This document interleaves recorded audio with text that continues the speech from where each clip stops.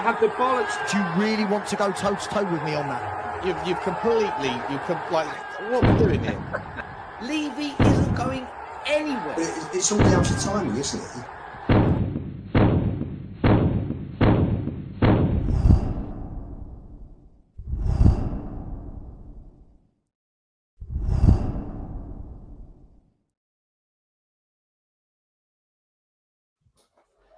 Yes, good evening. Welcome back to the Spurs 5. There's 4 of us at the moment. There will be 5, but we've got a substitute.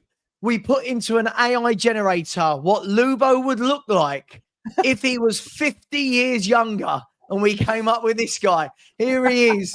Luke from Spotlight and Spurs is stepping in from Lubo, who is 2 hours delayed on a plane. So Lubo is running at the same sort of time as Daniel Levy in his transfers. But we move on. Good evening to Luke. Thank you for being here, mate. We really appreciate you stepping in. Big up to Stel, Tottenham away and Spurs 5, Royalty, and Sean Butler, Spurs Talk Show, and also Spurs 5 Royalty. We've got a lot to talk about tonight, guys. We have got a small game took place last night, the Super Cup final, a 2-2 draw, Tottenham losing on penalties in the end to the European champions PSG. We've got news of a bid that's gone in today, apparently, the biggest word on YouTube, apparently, for Eberici Eze, apparently at 58 million plus 7.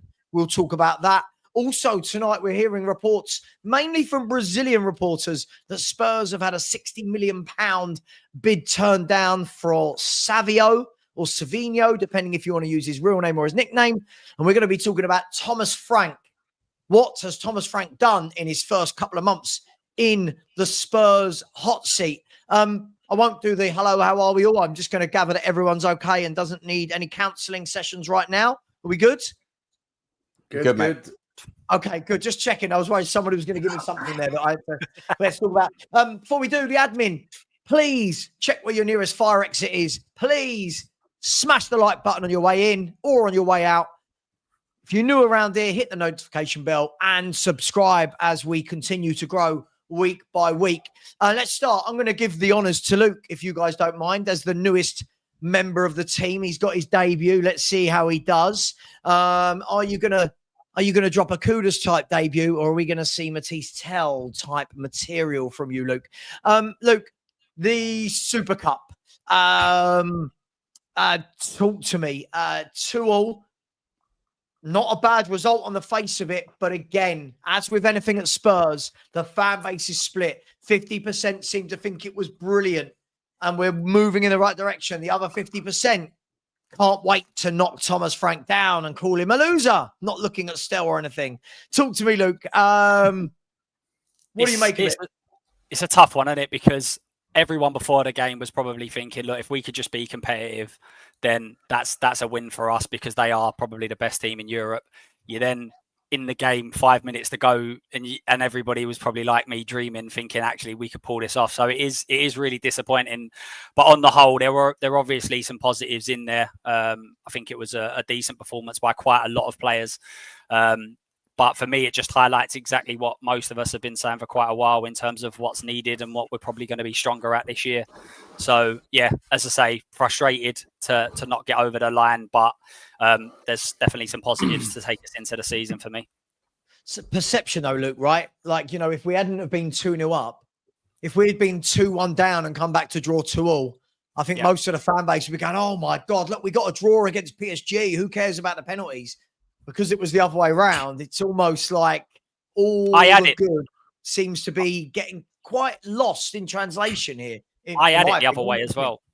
I had it the other way because I expected them to tire. I expected their quality to shine through at the start and then them really, really tire because they'd only just come back. So I was expecting it to be like a 2-0 and then we kind of come into it. So yeah, you're right. If they'd have gone 2 up and then we pulled it back to 2-2, then it might have looked slightly differently. I think it was just the fact that they'd obviously taken off their big guys. Obviously what they brought off the bench was still quality, but they dropped their level slightly in terms of the players that they brought on. But it was still at a very good level. And I think that was probably the difference in the end, which I'm sure we're going to go into it, which is why we we need some signings through the door, I think. Yeah, absolutely. Stel, let me come to you. Tottenham 2-2 on the face of it, it's not a bad result, is it? But I know you weren't as happy as most. Talk to me. What's going on? What I'll do is I'll just give you my analysis of the game. Right, keep it. Go for it, man. Give me 3-4 minutes. I'll do it. So, I'm not angry because I predicted we were going to get battered 4-0. Right, so I can't be disappointed that we took it to penalties at all. But I'm not excited and saying, "Wow, yeah, brilliant," because there were things in that game that could have been done better, which weren't done. So I'm not up or down with it. I'm just let this season play out, which is what I've been saying for a while. I'm giving Frank a year. On the Monday night show, I put a question to you two guys, and I said, "Do you know? Is it worth us going with 3 at the back and push the fullbacks up? Because the attack is crap at Spurs, but the wingers can get into them, and maybe we can cause some problems for the opposition." Just ask some questions rather than turning up and sitting back for 90 minutes and getting pummeled and hoping we go to penalties. And the general feeling was Frank's never done that. He hasn't done it once pre-season. Frank's not going to do it. So I was like, okay, it's just a thought. When I saw the starting lineup and what he did, I was really happy, like genuinely happy. And I thought, you know what? That's exactly what I would have done. That's exactly what I would have done. Ask some questions. We're not going to sit back. We're actually going to give it a go. And I thought, yes, it's a cup final. You should always give it a go. So massive tick to Frank for that. Massive tick. And the way we played with aggression and physicality, mate, we got into them. Let's have it right. And Frank is the one that created that environment for us. PSG were half asleep for 60 minutes. They weren't even in the game. I don't know what they were doing. Probably still on holiday. But you know what? Like Lubo says, if you don't prepare, you prepare to fail. They didn't prepare. We did. It's not our fault. We did our bit. We turned up ready to try and win a game. They were there not ready. And we took advantage of it. And had the board had backed Frank earlier on in the window, not now waiting to see if Savinho or Eze sign, and we had maybe a couple more juicy attackers on the pitch, PSG were there for the taking, and maybe we go 3-4-0 up, and then there is no comeback. So I'm looking at it thinking, mate, what a missed opportunity. Had we have had those players brought in, we could have done it. And compliments to Frank, like hats off to the guy, man. However, my opinion, just my opinion, the last 5 to 10 minutes showed to me why Frank has never won a trophy and why he's a really, really good coach. And last night we saw he's a very, very good coach, but he's not a winner. And he needs to prove that at Spurs. And the reason I say that is because no one expected us to be 2-0 up. No one expected us to even be winning this game, but we were. So when you're in a position, you've been presented with an opportunity, grab it. This weren't meant to happen. A bit like Poch. We were never meant to get to a Champions League final. Never in my life did I think Spurs would get to one. Right, you're there. Grab it. You don't start Kane, who hasn't played for 2 months, and you kill the confidence of your hat-trick hero that got you there, Mora. Bad move. True. And last night I look at it and I think, Frank, shut shop. Lock it down for 5-10 minutes. In my view, a Mourinho, a Conte, an Ancelotti, a Klopp, that's what they would have done. What he did was, you got 2 defenders on the bench. He doesn't even bring on one of them, even to give an existing defender a rest, because we were looking a bit leggy. He keeps both defenders on the bench. He brings on Gray, who looked completely lost. And then he brings on Tel, which for me made us look like we were down to 10 men.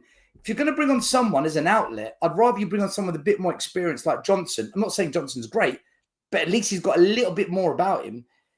And I thought those subs didn't take us over the line and it potentially hurt us. And I wouldn't have done that. Now, we don't know what would have happened had he have brought on Vuskovic and Ben Davies. And for people to say, oh, come on, Vuskovic is a kid, so is Archie Gray, and he came on. We don't know if we would have still not have blown the 2-0 lead had they have come on. What we do know is they didn't come on, and the players that did come on, we didn't win it. It was so Spursy, man. That was Spursy back. And I looked at it, I'm like, fuck me. Never in a million years did I think we were going to beat PSG. We had it in our grasps and we blew it. And I think Frank's substitutions played a big part in that. And I think this is why he's yet to have won a trophy in his career. A bit like what Poch used to do.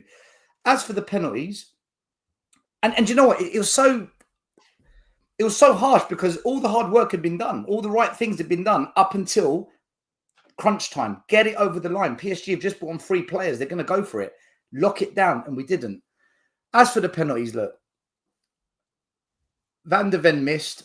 At least he got it on target and the goalie had to make a save.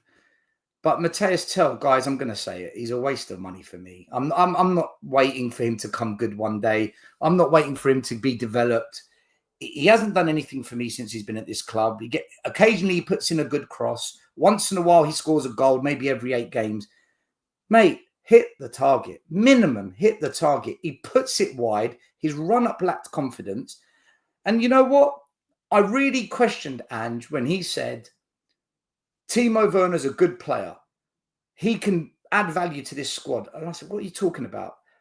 Thomas Frank, a couple of weeks ago, said, Matthias Tel is a really good player. He can play anywhere across the front 3. Listen, I don't buy it. I'm not on board with it.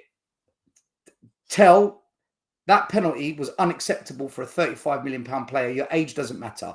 Bergvall's young. We don't call him out. There's other young players at this club. We don't call them out. We often question this player. And that 35 million right now could have gone toward the Eze budget. And we could have got Eze in because we wouldn't be worrying about the 70, 80 million because we've already got 35 million there that we didn't spend on Matthias Tel. So my overall assessment is Tel's got to go. Frank got it wrong at the end. But for 85 minutes, Frank got it spot on. And I think he's a very good coach. I just don't think he's a winner. But I hope in time he proves me wrong on that one. And that's my honest view on it. I'm gutted because we should have won it in the end. But I'm not upset because I never, ever thought we'd even be in the game. I thought we would have got battered. So I'm like this with it. Well, Sean, let me come to you because, I mean, there are lots of people that don't think it's the be-all and end-all. I mean, for me, I don't see that as a manager getting over the line in the trophy for one game. I genuinely don't. I see it as warm up for the season, if I'm brutally honest. Other people don't. They see it the way Stel sees it. I want to ask you straight off the bat, lots of people blaming his subs. Look at the bench. Could he really bring on more defenders? We had 5 on the pitch. Could he really have gone to 7 defenders? If he had done that and we had lost, he would have been accused of, oh, look how negative he is. Are we just beating Frank with a stick for everything before he's even started a Premier League campaign? I think that it's fine to critique a game after the game of football, right? It's fine to say where did we go right, where did we go wrong. Like Stel, your initial, like I generally agree with your kind of 90-minute assessment there. I think that the club did do he did do very well with his tactics. You did say before the game would a back 3 happen. I did say I didn't think it would, purely because we haven't seen a single iota or one iteration of that in the entire pre-season. When you said nobody expected anything else but an absolute drubbing, I'm pretty sure, not to be a Johnny, I told you so here, but I'm pretty sure you guys absolutely ridiculed me at the end of the last show when I said you guys are so negative, Tottenham are going to take it to penalties, which is exactly what actually happened. So, just want to say that one there. I always had faith that we would get something out of the game, if you like, take it to penalties and see what happens. I think I said we win on pens, but either way, I think, look, one of the things that when people are sitting there critiquing and saying that if they're finding reasons, Savva, to your question, if people are finding reasons to be critical of Thomas Frank, I think there's a lot of scapegoating going on because there's a lot of agendas that are trying to be fulfilled. There's a lot of the Ange out crowd that want to find a reason to say that Thomas Frank isn't the guy. I think there's a lot of people that have already scapegoated Matthias Tel. Like Matthias Tel wasn't the reason why that game went the way it did. Right? If we're going to hold Matthias Tel and say it's unacceptable for a £35 million player to miss the target in a penalty, didn't Vitinha do the same? And he's probably worth 3 times that amount of money. Like, I think those things, it's a penalty shootout, things can happen. I do think the guy is very, very short on confidence, and I really don't think that scapegoating a player and going after him like the way that the fan base, and obviously people, I hope it's not within the fan base, but people outside of the fan base have gone after him in the last 24 hours. I think it's absolutely disgraceful. It's not going to help anyone. It doesn't behoove anybody. He has just signed for us on the permanent deal. But for what it's worth, there is a hell of a lot of reason to believe that whilst we might have finalised the deal in June, the deal was organised in January. If you remember, Ange Postecoglou said when the day after he signed, will Matisse Tel be here next season? And he said categorically, yes, he will be. So to me, I would. I don't know for sure. I'm not sure any of us do. Maybe Ali Gold or someone could clarify. Apparently, they budgeted for it in January, Sean. Well, that's. I'm not talking about the money. I'm talking about the fact that the deal was organised. That the only thing that had to be agreeable was whether Matisse Tel wanted to stay or otherwise. So if Tottenham had signed him essentially before any of us had seen him kick a ball in a Tottenham shirt, I remember the outrage when we tried to sign him, and then he turned us down initially and said he wanted to go to Manchester United. That was part of the caveat. That was part of the catalyst for a Levy out sort of thing at the time. And then as soon as it then pivoted back to, no, he is coming to Tottenham, that whole thing went a little bit silent. That was before Tottenham had seen him in a Tottenham shirt or any of us had seen him in a Tottenham shirt. So he might now, had it not been for the terms of that trade, maybe we wouldn't have finalised the deal in June. Maybe if that deal was still open to negotiation or open to, being walked away from, maybe the football club might feel the way that the Tottenham fans do generally and think that he wasn't good enough. But unfortunately, that deal, I believe, I'm not sure, I can't qualify, but I think that deal was done in all but sort of written in stone before we actually got a chance to see him in the second half of last season. I still think there's a player in there, but I know it's a difficult sell at the moment to get anyone on that one. For what it's worth for the game itself, you asked, is Thomas Frank getting criticised too much? I think it's right to critique what happened, and I generally do agree with Stel's assessment. I think that the back three was very good. I think we handled the game very well. I think the midfielders were very good. I'm sure we can go into in a minute the individual performances. But where I think we went, where we made mistakes in the final 15 minutes, essentially was we didn't have an outlet. In the first 80 minutes, we had two outlets in Richarlison and Kudus, and taking those guys off for Solanke, who's got no match minutes, no match fitness, and completely looked out of his depth. Well, not out of his depth, just completely looked like he was chasing shadows.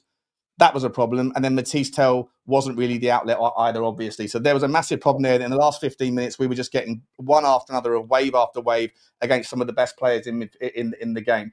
PSG made some tactical pivots as well, pushing Ousmane Dembele further up in the second half, bringing on Ramos, for example, where he should have started the game because they basically had Dembele playing as almost like an 8, or you could even argue a 6 at times in that first half. And it just looked like they were a little bit out of sorts.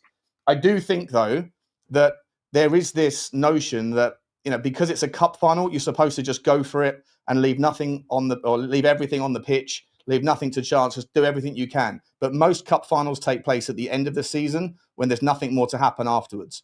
Tottenham Hotspur, had we kept, say, Palhinha on the pitch, because you're right, Stel, Archie Gray was completely anonymous when he came on, and Palhinha was so pivotal in that midfield battle that was so physical for the first 85 minutes. Had we left Palhinha on and he got a muscle injury, even if we won the Super Cup, we'd be back to square one with our Monster 6 issues. So Thomas Frank, given the fact that the season is just starting, I don't think you can take the same approach to a cup final at the start of the season as you can at the end. I think that needs to be baked into the context of whether or not Thomas Frank made the right decisions. And I also think, for what it's worth, that the reason why those 2 goals were conceded at the end is because the back line that would have been even more defensively minded, even more deep, probably in all likelihood, had we brought on those 2 centre-backs you're talking about. I think the back line got so deep. I said it before, I think that the Mariana Trench looks relatively like a puddle in comparison to how deep we were.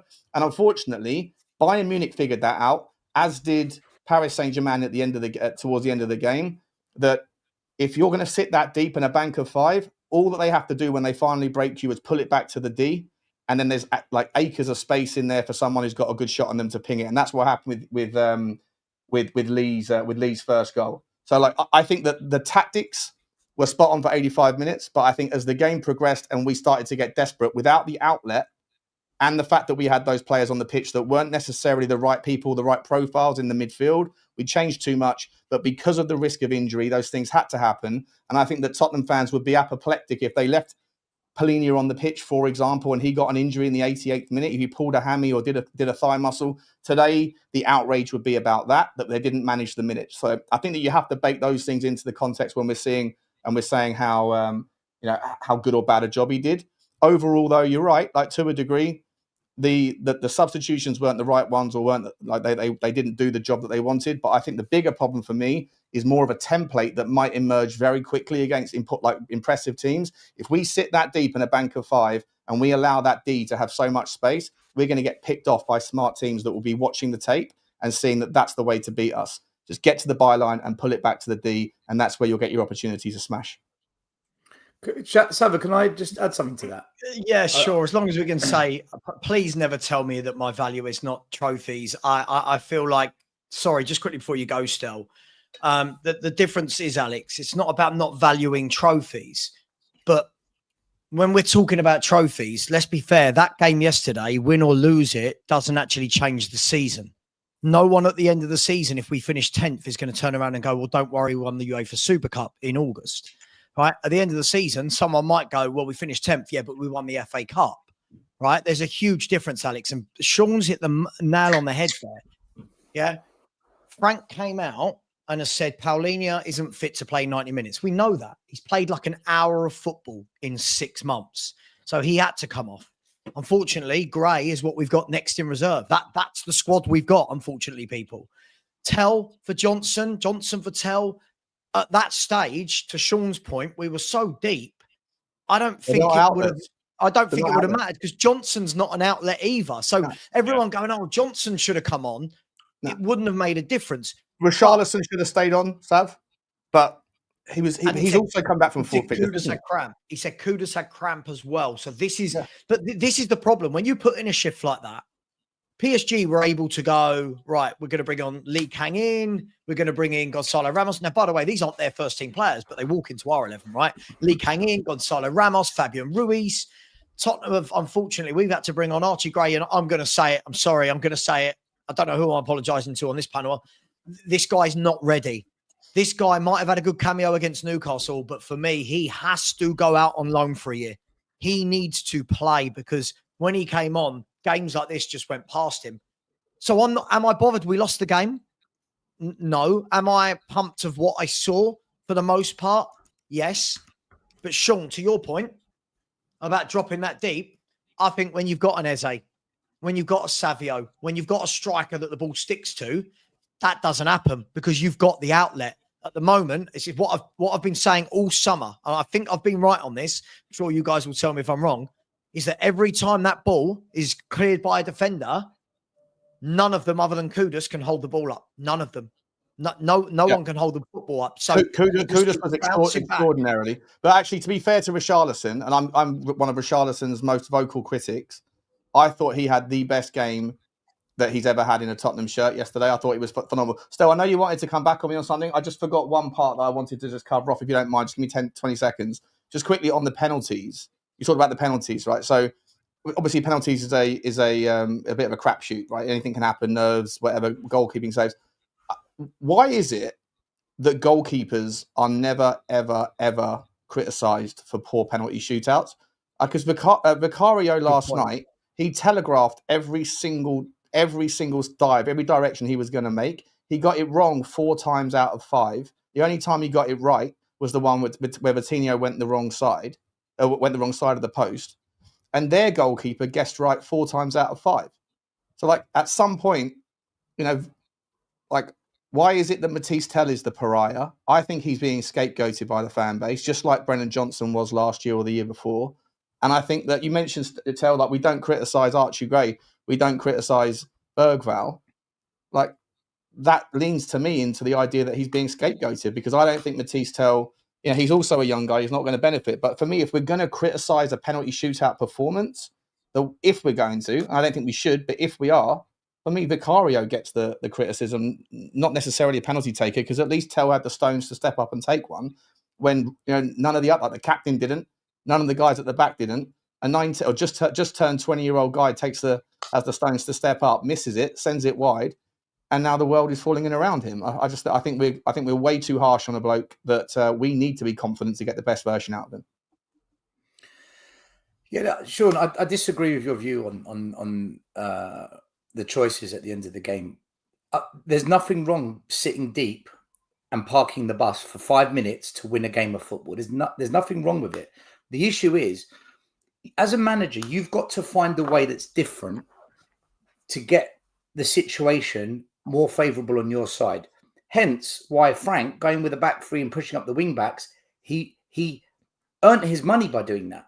Because that's what put us in a position to potentially win this game, right?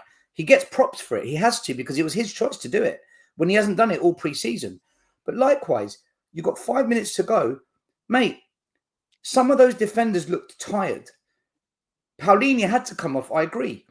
So you've got some choices. Bring on Ben Davies or Vuskovic. Say Romero for 5 minutes. Just sit in front of the back two. Do Paulinho's job for 5 minutes, right? Find a different way. Try it. Or maybe now in hindsight, punishing Basuma and not sending him to this one cup final game was a bad move in hindsight, right? I get the whole disciplinary. In hindsight, Stel, can I just quickly add on? Let me finish my point and then comment on it. Go. Right? If you know as a manager that you've only got one DM in the club, Paulinho, and he's not 100% fit, and you're playing PSG, do you know what? I'd rather Basuma comes on, if I have to, than Archie Gray in such a big game. And with regards to the penalties, you're right. We should critique the goalie as well. But there's a difference between Matheus Tel and Vicario for me. In Bilbao, Vicario saved us. He saved us a few times towards the end of that game. He's kind of he almost also cost us as well, though. Sean, you're right. You're right. But he saved us just as much, right? So he kind of earns a little bit of stripes on his shoulders. Matheus Tel has done nothing since he's been at this club, Sean. Nothing. And I had a coach from Everton message me today saying, "What do you think of that Tel?" And I said, "It's not for me." I go, "Why are you asking?" He goes, "I find it odd that you've signed him when you initially got him on loan, so you can take a look at him. What did he do when he was on loan for you to want to buy him? Because I never saw anything." He's just asking me the question. I said, "I agree with you." So yeah, but that's the point I am going to criticise Tel differently to Vicario. So when it comes to the penalties, it was a loan with an obligation. Essentially, a loan with an obligation pending Tel's approval. That was the story we were told, and that's what Ange agreed, basically acknowledged when he first signed on his first day. So I heard there was no obligation. We chose to sign him when we didn't have to. Oh, listen, I don't know. I don't know like the entire. But that's what you just said. Though you just said it was an obligation, so you don't. No, I'm saying that's what the story was told to us back in January. That's what Ange agreed with when he said. Well, it's what I heard. So. But either way, it's fine if you want to sort of distinguish between Vicario and Tel because one of them's done slightly more in a Tottenham shirt than the other. Well, he's shown us he's not a bad goalie. Matheus Tel's shown nothing though, Sean. Has Archie Gray done anything in a Tottenham shirt? Right. So all of last year, me and Lubo on Tottenham away were going at it where he kept defending Gray, and I said, "Stop this! He's not generational. I haven't seen anything to say he's going to be the player we think he is." I've always said this is where I agree with Savva. Savva can agree with me whether he agrees with what I'm saying, but I'm sure we agreed on this, that he needs to go on loan. I think we said last year and this year he needs to go on loan because he's not ready. Right, but that's the point I'm making. I've always said that. But the criticism of Tel, like Tel got all of the brunt end, the short end of the stick last night. Everyone who was going after Tottenham were going after Tel or were going after Frank. If they were going after Frank, I think it was the Ange out agenda. But if they're not going after Frank, no, it's not Ange out. It's about the sub, Sean. If they were going after a player, they were going after Ange out. If they were going after a player, they were going after Matheus Tel. And my point is that every single one of those substitutions that came on was terrible. Yet no one was going after Archie Gray. No one was going after Solanke. No one went after whoever else came on, but no one went after anyone else but Matheus Tel. Sean, I literally said, bringing on Archie Gray, he looked lost. I said that wasn't a good move. I did say that. I don't agree with Archie Gray. A different alternative. Critiquing the performance versus the attack on Matheus Tel is the point I'm making. Because Matheus Tel had a chance to do something and he absolutely blew it. So did Van der Ven. Oh. Bro, but we know Van der Ven's been great for us, man. Come on. No, I know, but I'm just saying that this is where for me, and it's not. But Van der Ven hit the target, Luke. Luke, the goalie made the save. But it doesn't matter. That's like saying that we lost. He didn't score, so it doesn't matter whether he hits a target or he doesn't. It was a poor penalty. Van der Ven scored a goal in the game, Luke, that even put us in the match. I'm not. Yeah, but what I'm trying to say is, so for me, what's Matheus Tel done then? It's the same with the Ange in, the same with the Ange out. It's the same. People have their conclusions and then they just push everything that works for that argument. They don't actually sit there and go, well, actually, if a player that I liked missed that penalty, would I give him the same criticism? No, I probably wouldn't. There has to be some sort of balance. You can't just have, oh, well, I don't like Luke, it. I just told you. Luke, sorry, mate, I disagree. I just told you, Van der Ven scored in the game. He gave something to the game. Matheus Tel gave nothing. again. Yeah, but what I'm trying to say is that. So I, it's got nothing to do with understand that. agenda pushing down on it. In this game, Matthijs Tel came in, did nothing for 10 minutes, missed the target for his penalty. Yeah, Van de Ven didn't So he was score, responsible but at for us least losing the a game. penalty, but he scored in normal time. You can't compare Van de Ven Can I just offer some stuff? First and Sorry, foremost, Luke, man. I know, by the way, for anyone that cares, James McAtee has just signed for Nottingham Forest, and they have just agreed to terms with Ipswich for Amari Hutchinson and for Callum Awundo. So Forest are chopping at the moment, chopping money. Look, can I just offer this? For me, first of all, I think Sean is right, Stel right. Look, I think you've all had really good points there. Just sitting back and listening to all that. For me, too much of a scapegoat on Tel. Me, I scapegoated all of them. I scapegoated Tel, Gray. I thought Solanke, I don't really rate him anyway, but he, again, dreadfully unfit. But I don't think that was, I get that he had to get minutes in his legs. I think the problem is, guys, we're seeing that the drop-off, as we've said, the drop-off. So when people say to me things like, oh, I think we could compete with Chelsea for fourth, and I think we could compete with City and Liverpool and Arsenal, and they don't have this drop-off. None of them have this drop-off that we have. Like Paulinho to Gray. People have got, for me, there's got to be a middle ground. It can't be, like when everyone's saying Paulinho is the perfect person for Gray to learn from. If Paulinho goes down with an ACL tomorrow, guys. Yeah, we're back to square one. Yeah. Archie Gray is your number 6 for the season. There has to be a middle ground, right? 100%. Hence why I agree with Stel on this, and I'm sure Stel and I will have a set to later. A few clowns and a few jokers might come out, but we're talking about this player for me, a young lad that needs a loan to play every week, to be loved, and to say, "Go on, mate, be a number 6 at a lower club, go and do your thing." Right, Matthijs Tel, exactly the same for me. The drop off at the moment there isn't because we haven't got anyone there. If you get a Savinho in, the drop off from Savinho to Tel is huge. And another one, I think, sure, buy Tel, stick him out on loan. Get him out on loan to, I don't care where he goes, somewhere, give him a year where he's going to play consistently. Bergval's another one, by the way. Bergval has had so much smoke blown up his arse that it's unreal. He's a talented young guy, but we go on like he's the second coming of midfielders, right? For me, I don't think it's so much about what's the bad substitution, what's the good substitution, who's the scapegoat.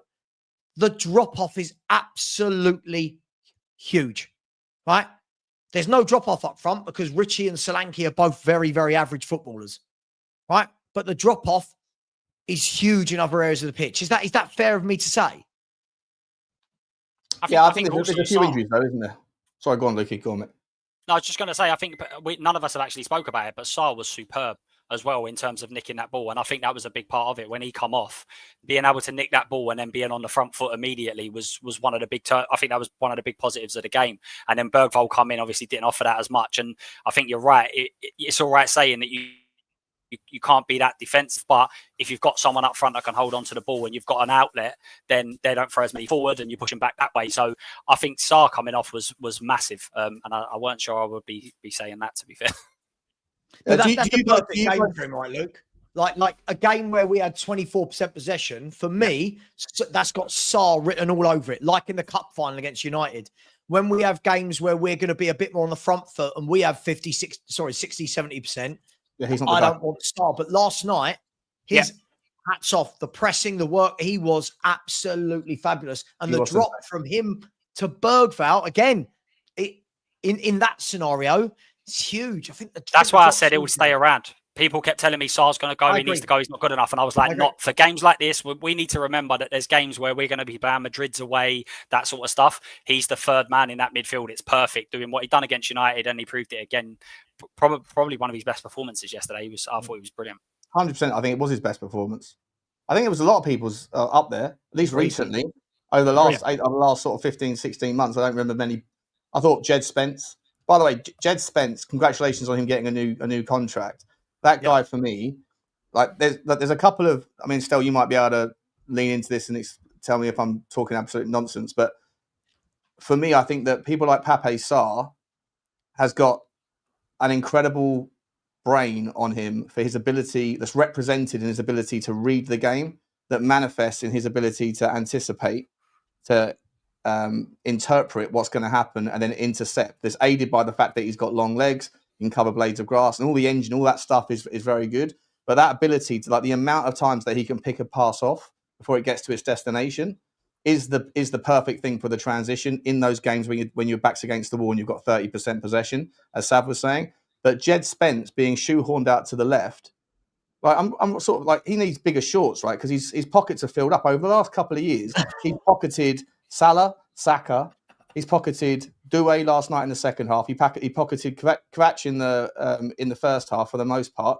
I know he might have got tired or got sort of nutmegged or something. What happened for the later goal? But that guy, for me, I think he's brilliant at knowing how to backtrack, to show just enough to a guy that's left-footed who wants to cut in onto their stronger foot, to show them down the outside, but not so much that they're going to skin him if they go that way. But if they do lean into their stronger side, for him to always then have his stronger foot in the ability to cut that sidestep inwards out before it happens. Like, the kind of margins of showing too much space versus not enough is very thin. And I think that Jed Spence as a left back, I don't think there's many. I haven't seen many fullbacks that are better at doing that particular area and that particular role of fullback defending in the Premier League in the last 18, 24 months.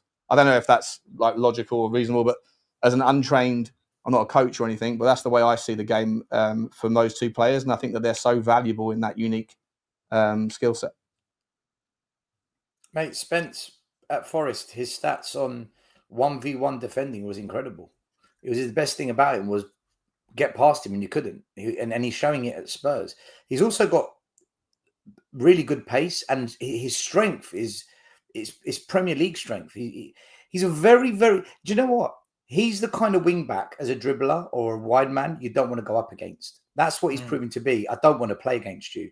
And you know, I think we all said it. I said it last week, the week before. Spence needs to start the season for Spurs now. He has to be in that starting 11 for me. There's no doubt. Stel, will you be pissed off? Will you be pissed off if Udogie comes straight back in? Yeah, I will. Yeah. Yeah, me too. Yeah, is that consent? Let's ask the chat. By the way, the chat. Sorry to cut you off, Stel. By the way, the chat. 1,450 of you in here, so thank you very much for being here. 337 likes. I mean, we're talking about Spurs penalty conversions here. Let's get more likes to Crystal Palace type conversion rate, shall we? Come on. Yeah, Stel. Sorry, Spence has got to start. He's been for me the best fullback. He's been our best player pre-season, guys. He's been our best player pre-season. Whether he plays right, whether he plays left, you know what you're going to get. It's hard to beat. He can drive forward with the ball. He's not scared to run past a couple of players either. I'm not really bothered about his end product because that's not him. But just carrying the ball, defending the ball, keeping the ball, 1v1 domination. He's a solid player, man. He's a solid football player. He's young. He's got plenty of development to come. So I like Spence. I really, really like Spence. For me, he's been our best player pre-season. Yeah, I mean, look, can I just, Luke? Let me ask you.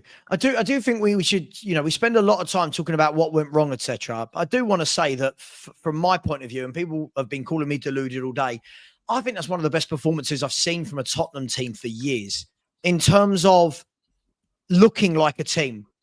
In terms of the right back, the right wing back talking to the right centre half, the left wing back talking to the left centre half, the back three working as a unit, the midfield three, knowing when to go, when to stay. Kudus working well with Richarlison. For me, that was the best coached and best drilled I've seen Tottenham for years.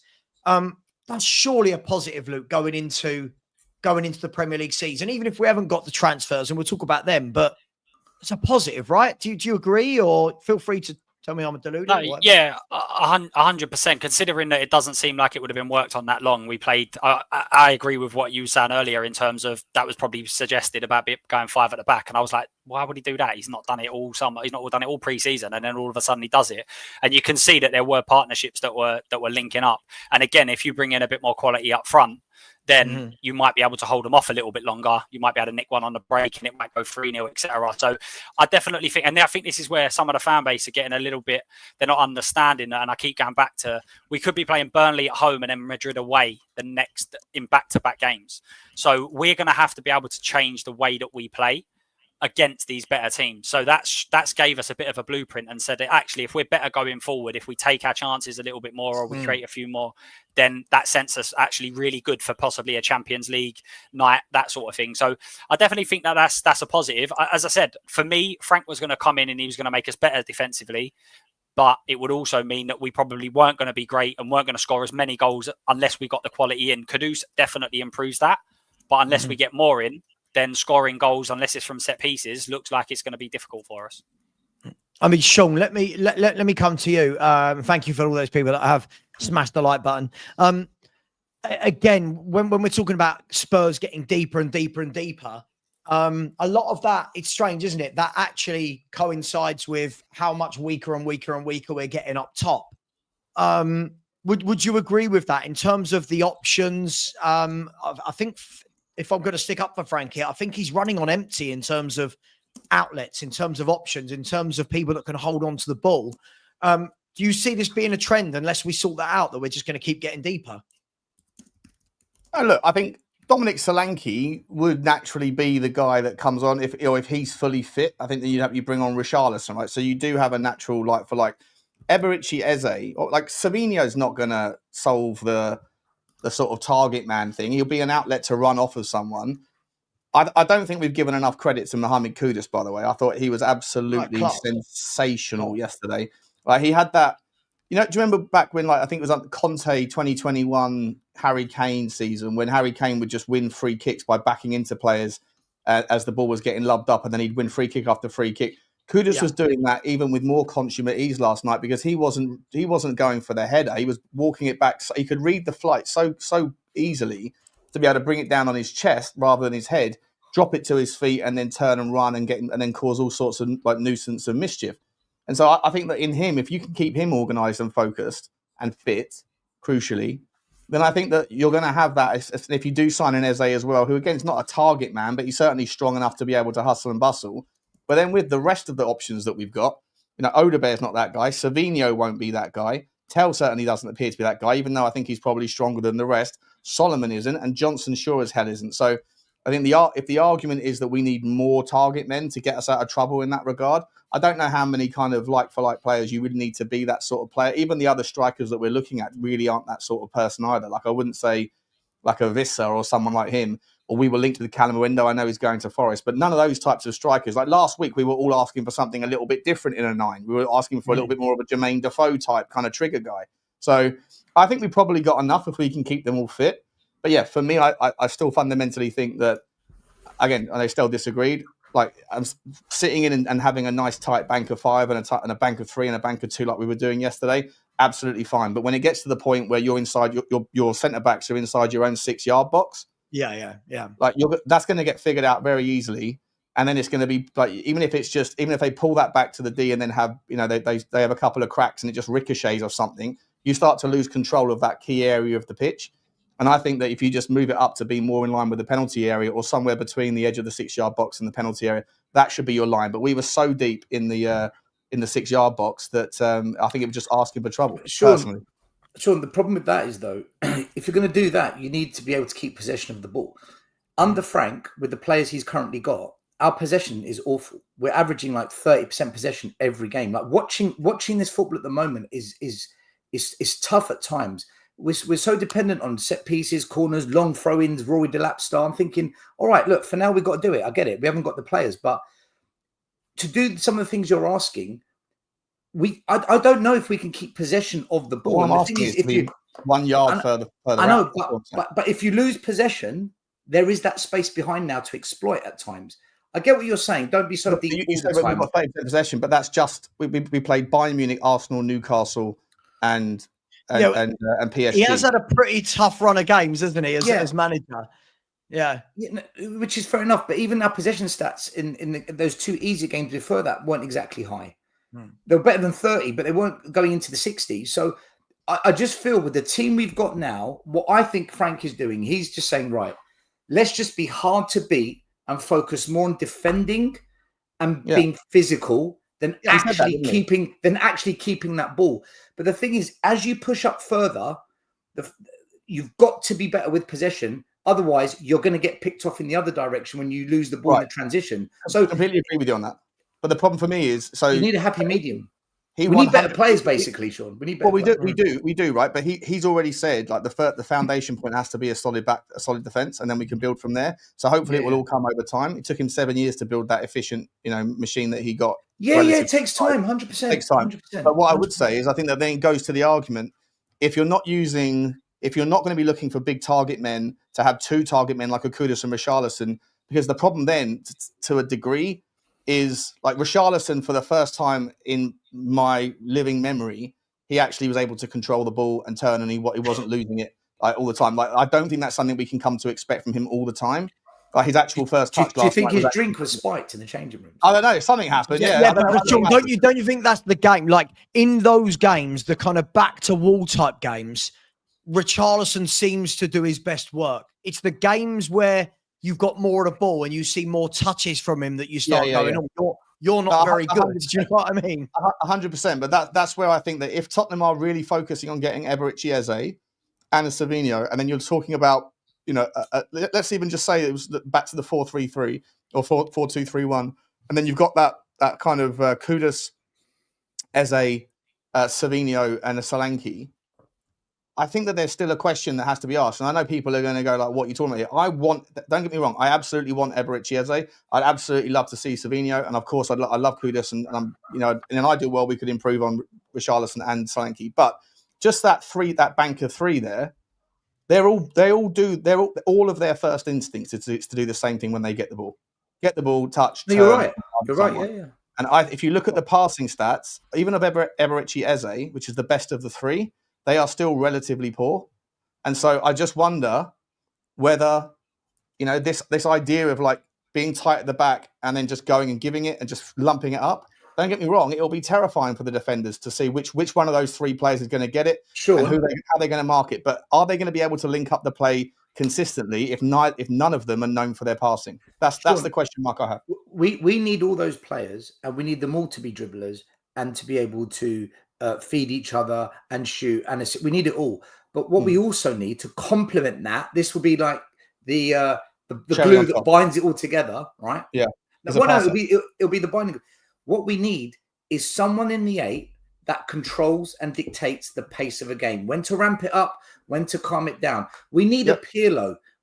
We need a Tonali. We need someone of that ilk. Yeah, should have been Samuel. Let me control the game a bit here. I still don't think Spurs have got anyone like that. Higher up, you could say there's technicians, but who can boss a game? Benson call the guy. Sorry, Moussa Dembele, perfect example. Yeah, but guys, this is why I said, this is why I said for me, at the moment in this window, if we were to get Paulinho, Kudus, Eze, and Savio, I'd go, okay, cool, because you can't do 5, 6, 7 players in one window unless you're Chelsea, for example. But I've said the next positions for me that are fundamental is a ball playing number 8. I like Bentancur. He does some good stuff, but ball playing number 8. I agree. And a number 9. And I think Stel makes a great point about the possession. What would have been interesting though, guys, would have been if we had an easier pre-season. Do you know what I mean? Like, let's say, a couple of seasons ago where we played Lions City Sailors. And we played a really weak Shakhtar Donetsk. And we played, do you know what I mean? When we played West Ham, we played these teams. In some ways, I don't know if that's a good thing, right? Because it kind of gives you we won 4-0, we won 3-1. Yeah, sense of security, you don't learn anything. Yeah, I think this is going to put us in good stead, because what we're now going to see is Frank's going to have to pivot from, I always say pivot now because of Sean. Frank's going to have to pivot now from Newcastle, Arsenal, Bayern Munich, PSG, 4 Champions League teams to Burnley, who have just been promoted. Right, so this is going to be really interesting Saturday. Do we turn into a team Saturday that have a lot of the football? Have we got the capability, even against Burnley, to have a lot of the football without the number 8, who's a ball player? We're going to see. I was about to say, pre-season's been tough. right, let's see what we do against Burnley. We're at home. They're newly promoted. They're going to come and play a low block, most probably. Yeah. It's going to be Absolutely. We should have more possession. Let's see what we do. And we've had no time to prepare for it. But I think Frank has to win on the weekend. If he doesn't, it's not the end of the world. But I think that game against Burnley, it will be treated that way by our fan base. Don't you worry about that. But don't you think though? Burnley at home is probably the easiest game of the season for us in the league. I do. Team, yeah, but not the way they'll set up. Yeah, but they'll this force is us into the horseshoe problem for football. me. This is the problem for me when we talk about bringing in Savios and Eze's, and of course we keep going to them too because they're the two we're in talks with, right? Those guys are guys that they can on the turn of a key, those two drop their shoulder, boom, before you know it, you're 1-0 up, right? At the moment, if I'm Burnley, let me be negative about Spurs at the moment, right? If I'm Burnley and I'm Scott Parker, I'm turning around going, right, we're going to play a 5 or we're going to play a low block. Two of you, make sure you're on kudos. Just two of you at all times, make sure you got kudos, right? Because now I've nullified 90% of Tottenham Hotspur going forward with the ball. Not set pieces, but in open play, stop kudos. If you've got Savinho and Eze, suddenly, if you're Scotty Parker, you're going, oh, this is going to be a really long afternoon at White Hart Lane, isn't it? Imagine if you had that switcher as well, right? Like I've been saying as well, like if you get that Savio, and you have Kudus, right? And then you've got Eze in the 10 as well. And then you've got the 8 who wins the ball back, high up, or Paulinho who gets it back and then just hands it over to someone who can switch that and ping it into the channels. It's dream world stuff because, like you say, like the defenders, the fullbacks are going to have to make the decision. Can I handle this absolute lunatic with the ball at his feet by myself? If I can't, I'm going to have to ask for help from the centre-back that's nearest me or the 6. And then that creates an overload of space on the other side or via the 10. You need to get the job won't be done by just signing Savio and Eze. You still need that switcher, that monster switch in the 8, and you still need a 9 as well. Sorry, Luke. I think Porro might be that guy if we don't get him. Porro's switcher plays superb, and against Savino, who would be running in, I think that might be part of the tactic is to bring Porro in if we don't go and get an 8 that can play. Personally. Yeah. I don't think we're going to get an 8 now. I think no. After you've got Eze and Savino, even if you've got any money left over, I think that what happened like last night, the fact that we played the back 3, and then you look at the bench and all you've really got then is Byfield, who is 16, might be fantastic, but even Johnny, he's even though he might be fantastic, he's 16, and then you've got Ben Davies. If Kota Takai's out for a while because of this, whatever that name of that injury that's chronic, and also and what's his name, Dragason's not back for months, then unless you keep Vescovic, Tottenham probably do need another centre-back because if one of those 3 goes down, then you can't really play that back 3 with the same level of efficiency. Yeah. Guys, I really want to move on to any institutional super chats. Then I want us to move on to the transfer window because everyone loves that. By the way, just in case anyone wanted to know on Nottingham Forest watch, Nottingham Forest are also now about to do a deal for Douglas Luiz.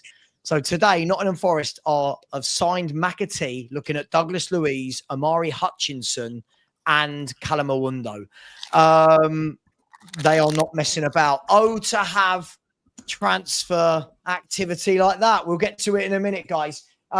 We've got to get the likes up, by the way, guys. We've got to get the likes up. 528 would normally be good, but it's still just over a third of you. There's 1,460 in here. We need to get that to. I'm going to set the target for 1,000. Let's get it to 1,000. No, wait, we got up every time. We got to one. We did 1,000. We did 1,050. We hit both of those. 1,100. 1,100 tonight. Come on, guys. Got 1,100. So Sean and I get. I was going to say, Sean and I get 500 on a 1 hour Football Link stream. So come on, guys. Exactly. There's the plug. There's the plug. There you go. Smash that button, and for anyone that hasn't subscribed, we're on our way to the 26,000 mark now. So if you could, that would be amazing. Right, let me rattle through these. Are we ready?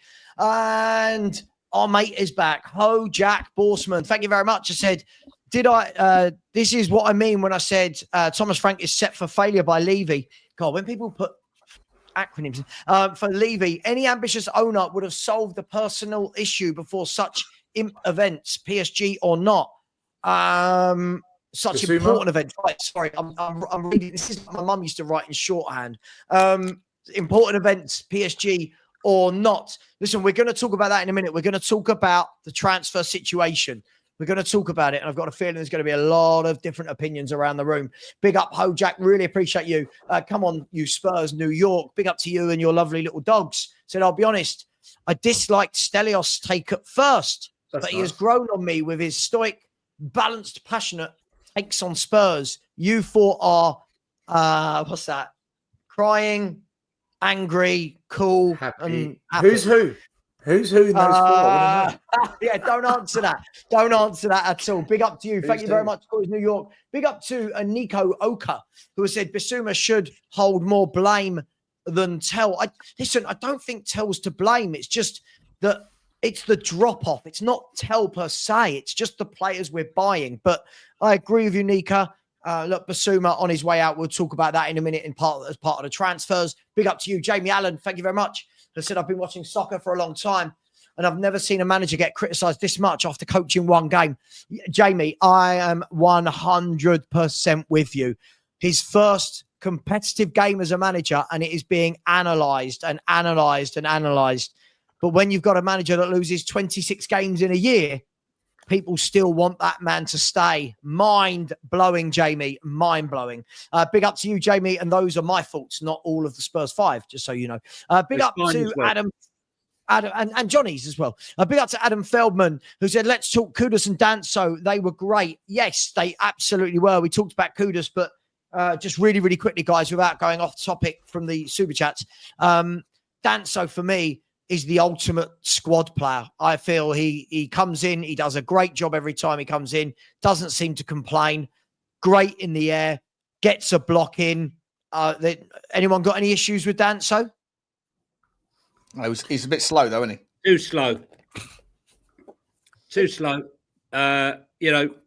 Commitment 100%. But we saw a couple of times he got done 2 or 3 times for pace. It's not his fault. Can't fault his commitment. But listen, he can throw a football. Yeah, that's a tool, by the way. That's going to be fun. When that weapon gets like fine tuned, that's going to be an absolute blast. Every time he steps up at White Hart Lane, 5 minutes to go, needing a goal. 5 minutes to go. Bring on Big Kev. Chuck one in the box. Danzo Delap. Yeah. Right. Big up, Adam. Thank you very much for that. By the way, breaking news that Morecambe have just been hit with a winding up order from the HMRC. Bad times at Morecambe. Bad times. Let's be grateful at times, guys. Bad times for Morecambe.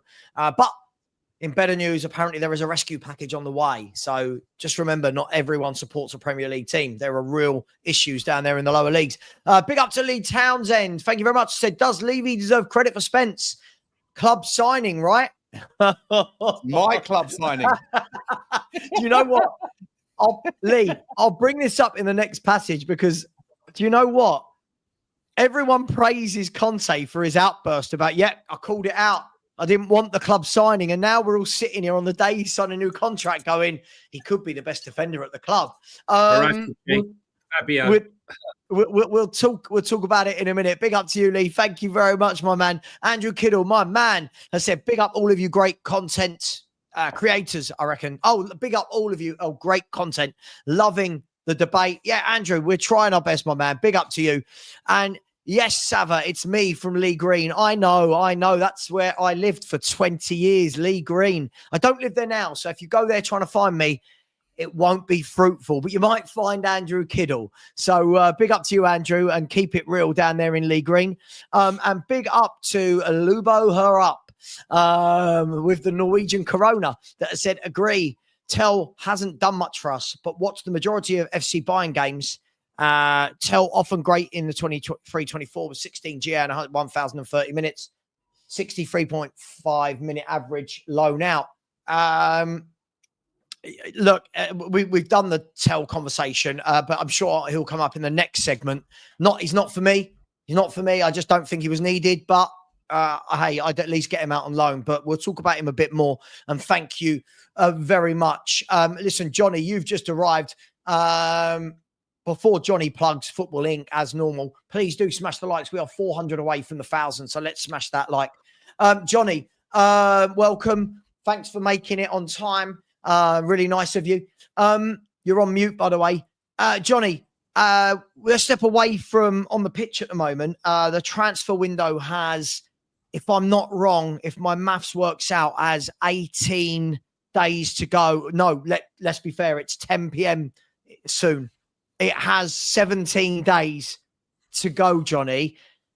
Fans are in panic. Fans are refreshing their their Instagram, their Facebook, whatever, wherever they get their news from on an hourly basis. Are we in panic territory yet, Johnny? Or are we all calm and we're about to drop 2 huge bombers, like my man Sean Butler says in his videos? What do you reckon? I think that all the deals that we're trying to go for are difficult. One of them, no, but they are difficult. They are difficult. If Liverpool are coming in for Mark Gay, very difficult, right? Spurs coming in for Eze, very difficult. You've got various things in play there. You've got Steve Parish, you've got Daniel Levy, you've got mediators, you've got valuations which are unrealistic. You've got a club that would need to replace the positions before they sell, not uncommon, before they agree to sell. Crystal Palace, for example, they've tried to sign 2 centre-backs. Both of them have failed, therefore making the situation with Mark Gahey difficult. They haven't signed anyone as yet to replace Eze, which might signify that they won't want to release him until they do sell. Johnny, can I ask the obvious question? Sorry to cut you off. I just want to make it a bit more spicy. Can I ask the obvious question? If we're going for deals that are very difficult, why have we waited until 17, 18 days of the window to start trying to do them? No, why are we waiting till August for these difficult deals?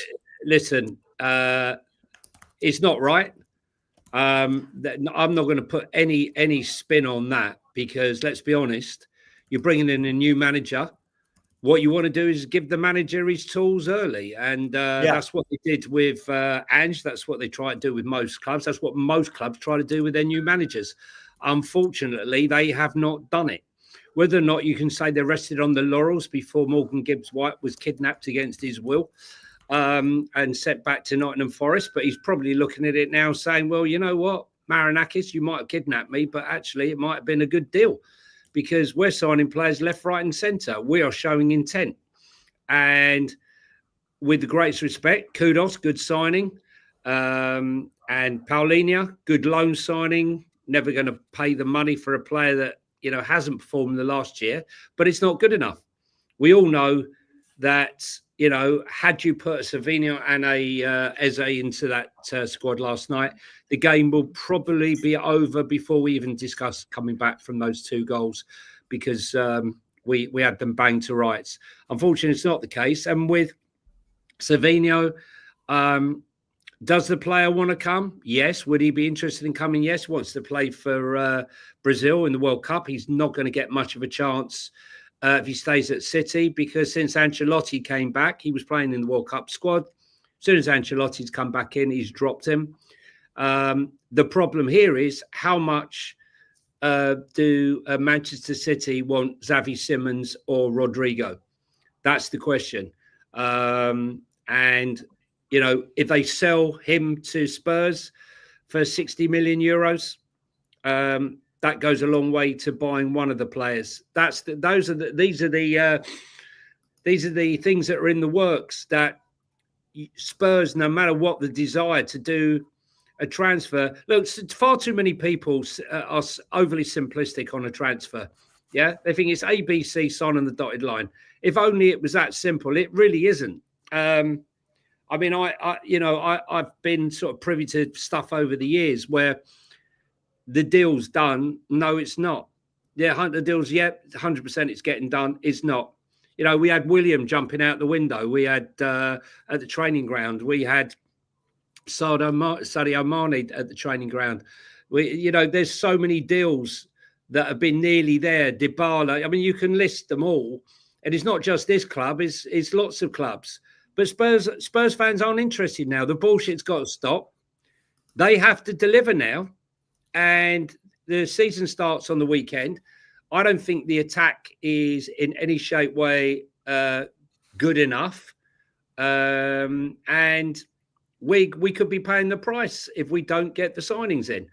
And I'm not 100% confident that we will get in a signing before the first game on Saturday, if I'm brutally honest. Look, let me come to you, Stel, and then I'll get Lukey in and Sean. Stel, almost the same question, I suppose. I mean, 17, 18 days, we're I feel like it is almost a bit unfair on Frank here that we're going into the season, in a Champions League season without the reinforcements we needed, even the replacements we needed for Son, for Maddison. We haven't done any of it. Is it poor? Is it okay because we might get Eze and Savinho and we'll forget it all? I stick with the notion that Frank's been brought in to work with the majority of the squad. I think that's why Andrew's removed and why Frank's come in, because they believe he's a better candidate to work with the existing squad and develop some of the younger players. And I stick by that. I think that's the direction. What if Eze and Savio sign this week, for example? Would you still say that's the notion? No, far from it. It means I'm completely wrong. I'll be sitting here with mud on my face, right? Okay. How can I say that? I struggle to buy into these kinds of transfers until the players actually sign for us. Until they're joining Spurs, I'm not really going to say too much on it, because I've been here before many a time, whereas lots of gossip, lots of speculation, interest, talks, all these words. And then in the end, we end up with something underwhelming. So if we get them, then he's being backed, because that would be kudos, Paulinho, Savinho and Eze. No managers have that level of quality ever brought in for them. So, but I do think Frank's been brought in to work with the majority of the existing squad. So we'll listen. The answers will be there at the end of the month. I do agree with Johnny, though. I don't see any new signings before Burnley. Hey, Jordan. Yeah, sorry, I was just going to say, Jordan, what a load of waffle. If you don't like waffle, maybe this place ain't for you. Johnny, let's be fair. We've all done YouTube so long, and I'm pot kettle black here. Every comment you read, if someone doesn't like you, it doesn't matter what you say. I could offer to give £100 to every person in the chat. The ones that hate me would still call me a CUNT, just the way it is. Luke, the transfers, we're leaving it late, aren't we? We're leaving it late. I get Johnny's point that they're difficult deals, but if deals are difficult, surely then you've got some other options. But backstage, you and I spoke, and the first thing I said to you was, they have. Well, the first thing I said to Luke when we were backstage was, you just know that if Eze and Savinho don't get done, you just know we're going to resort to type, and we're going to go for Tells and El Canuses and Greys. You just know it, Luke. Am I being harsh? No. Sorry, Sean was shaking his head, but it's just the feeling I get. Every deal is difficult, especially every one that Spurs go into. It's just the way it works. Like every single one, even the Morgan Gibbs White one, we triggered the release clause. That was still difficult. How does that work? Like this is just Spurs. This is how we operate. It's how we do it. So listen, every deal is difficult. We're dealing with huge sums of money. Obviously, there's a lot of anecdotes to it in terms of Eze. Is it going to be Europa League? That could have been a factor in it, and everything else. But it's been the behavior for years and years and years. So eventually it has to get to a point where I go, this is just the way that we operate. Is it trying to make sure that we get it at a right price? Is it always the fact that are loads of these deals difficult because we never want to get where the clubs want us to get to? It's a difficult one. And I think the problem is the way that Lange seems to operate is that we don't really hear anything. So people think nothing's being done. And then all of a sudden it seems to be done and then very quickly over the line sort of thing. So it's very, very hard to sit back and watch. But I agree. I think if these two don't get done, is there alternatives lined up? Possibly. Are they going to be anywhere near that level? I just doubt it, just on what we've seen previous. Sean, when I said that, you gave me the big, unless it wasn't for me, you gave the big old shake of the Sean Butler head. What were you shaking your head at? It wasn't a big shake. It was a gentle one. I was hoping it was going slightly unnoticed. If I'm honest, it was one of them. I don't think that Tottenham Hotspur are going to go from, let's assume that there's, on the assumption that there's truth, right? Because the idea, what you're saying here is, if we fail with those two, we're going to now pivot to like nobodies that are going to be massively underwhelming. If Tottenham have got the scratch together to try and fail at the moment with a 70 million euro bid, 60 million pound for a Savinho, and 60 million quid, whatever it's going to cost for Eze, 120 million pound. If we've got the money to do that, then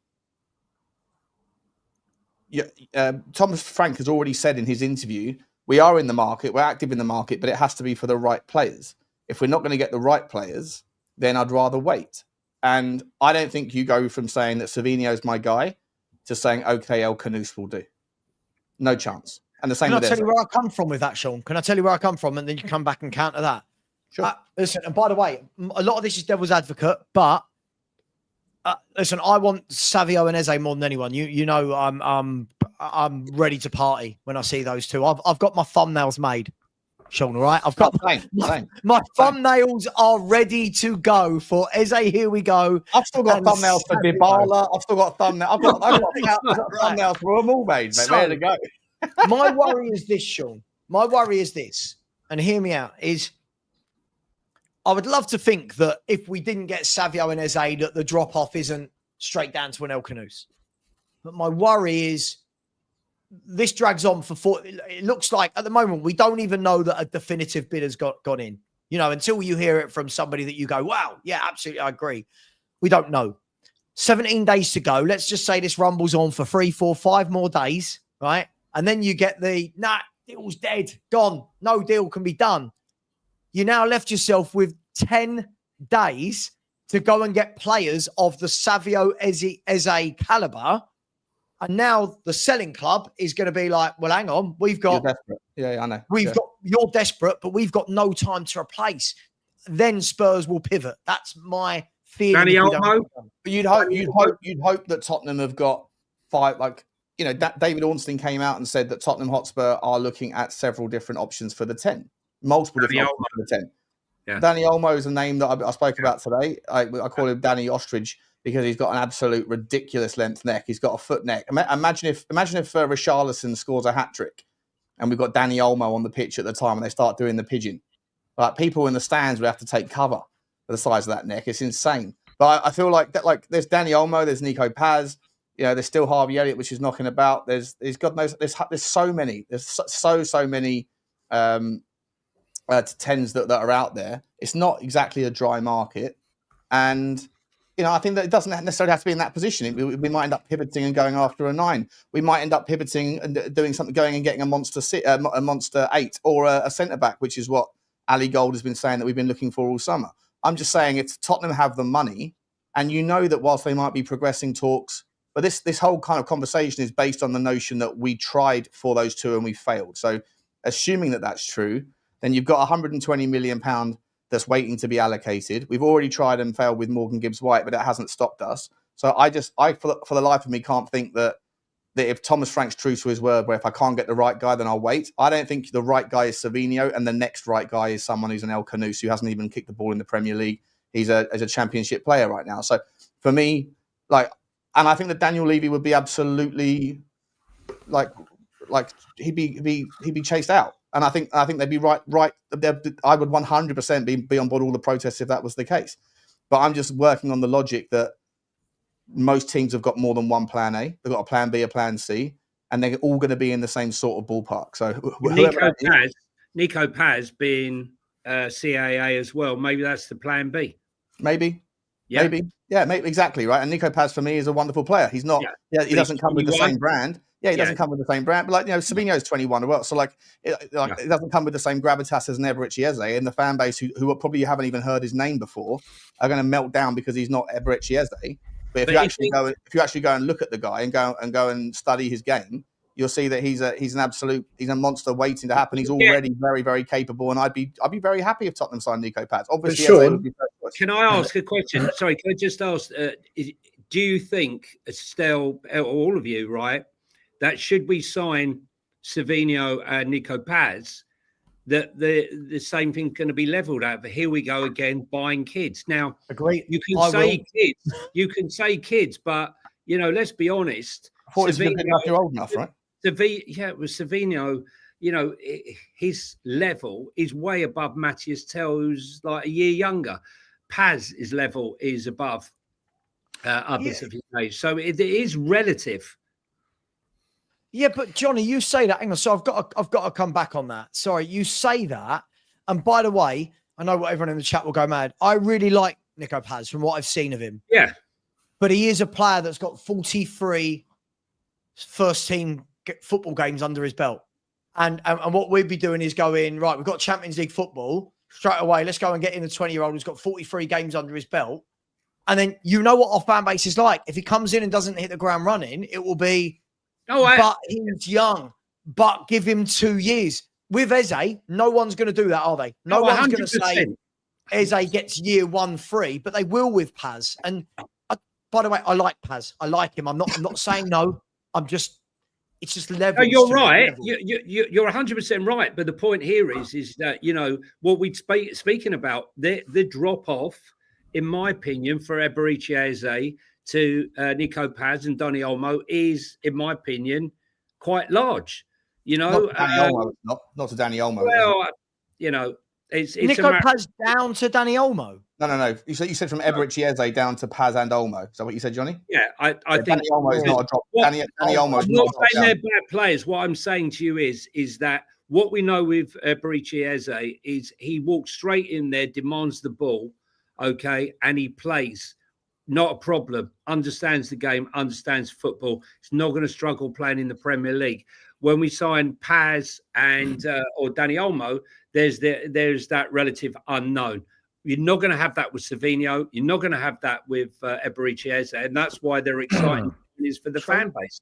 Yeah, that's true. Like the Premier League proven thing is a fair unknown, right? It's 100%. It's a fair unknown, but I think Nico Paz, there's more reason to. I'd agree with you on Nico Paz. He is young. He has only played 1 great season, 1.5 great seasons, but he was instrumental in getting the promotion and doing what he did. Right, so he's for me he is ready, and he's feisty as well. So he's not. I don't think that the transition, whilst it's a relevant risk, 100%. I can't disagree with you on that. I still think if Nico Paz came to Tottenham because Eze went to Arsenal or whatever, I'd be okay with it. But to put Dani Olmo in the same bracket, I think Dani Olmo is just an absolute baller. The only thing I think with the problem with Dani Olmo is that he's got his injury problem. Yeah, he's an injury prone. But then Eze's had injury problems as well. Like everyone, sure. Well, we've done this with Van der Ven. We've done this with Van der Ven. The whole fan base were going, he's just a cheap version to Tapsoba. So we're going to do it regardless, aren't we? Because that's just what Spurs fans do. Nico Paz is 6'1". Maybe. He's not like look, the thing is, what Thomas Frank likes is he likes a big unit that can get around the pitch. That's why he really wanted Morgan Gibbs-White. He's aggressive, wins the ball back. There was a lot to like about Morgan Gibbs-White. And the thing you can say about Eze is once he picks up the ball, he's not the easiest person to get the ball off of. And someone big enough to be able to shield the ball and strong enough. James Maddison, unfortunately, is a little bit weak. Listen, I like James Maddison. I'm not going to sit here and say he's a shit player because I'm not, because he isn't. But I just think in a physical game, it's funny how we were talking about it and saying I don't think he has the physicality to last in Thomas Frank's system. I didn't expect him to go down, in 5 minutes. Look, we're second guessing here. The truth of the matter is, guys, the business should have been done, and we failed Thomas Frank at this present moment. And I do not think for 1 minute, Stel, everyone can say what they like, but Thomas Frank might be many things. A yes man is not it. And as East Basuma, Why you don't do that to me? I never said anything like that to Mike. you Because said we're he'd an been hour and brought 20 in- minutes into the show and we haven't had an argument yet. You What are we said, hang doing? on, you said, if I'm not mistaken, you said that he tonight? was brought in. You said he was brought in to just do a job with what he's got. Yeah, I think he's been brought in to work with the majority of these players more than to be backed. Yeah, that's why I think they brought him in. Yeah. Yeah, well, it's sort of all right. You didn't say the word yes, man, but it's like, well, that's what you've got. That's Big fucking difference, Johnny. Well, it's not really, because you're just that's what you got. Get on with it, mate. I don't think he's. If you want to fight, warn me so I can get my gloves on at Have you least. not- I was have you just not- sitting there have you never chilling, called him a listening yes to the man? show. Have you No, never but suggested that Thomas Frank is a yes man? I listen. What I would say to you is that there was jobs that Thomas Frank was offered that he turned down because he didn't like the conditions of the game, of what he was being offered. And I don't think right now. Look at East Basuma. Everyone thought it was nice and cuddly. I warn people, like, if you don't, it's comply or die with Thomas Frank. If you do not shape up, you're out. You're done. You're toast, right? And, everyone's going on, why was Brendan Johnson not involved enough yesterday? Well, I don't know. Maybe he's not beating his man. Maybe he's not doing what he's been told. And that's the thing. You're told, go and beat your man. Be brave. We all say the same thing. Brendan Johnson, backdoor Johnson, you got to beat your man. You got to be brave. Get balled down. Get hacked down. Win a free kick. Take your man on. And if he doesn't do it, and Thomas Frank is telling him to do it, he ain't going to play. And so from that point of view, I don't think he's a yes man. I think he's a hard taskmaster. And I really do not think he's 100% happy with the squad he's got at the moment. Oh, he said last night, didn't he? He said last night, we absolutely have to bring players in. I think it's easy to throw. There are many people that are saying he's a yes man. Yeah, it's easy to throw it at him because he's from Brentford. And someone made a really good point to me earlier and said, if Thomas Frank, and by the way, this wasn't a Spurs fan. This is when I was on Football's 12th Man podcast with Dan Potts and the Arsenal boys and that. And even the Arsenal fans were praising Thomas Frank for yesterday's performance, saying how good they looked and we looked much better. And they were saying if Thomas Frank had come from some sexy European team and his name was Thomas Frankio, he wouldn't be getting anywhere near the disrespect he's getting from this Tottenham fan base.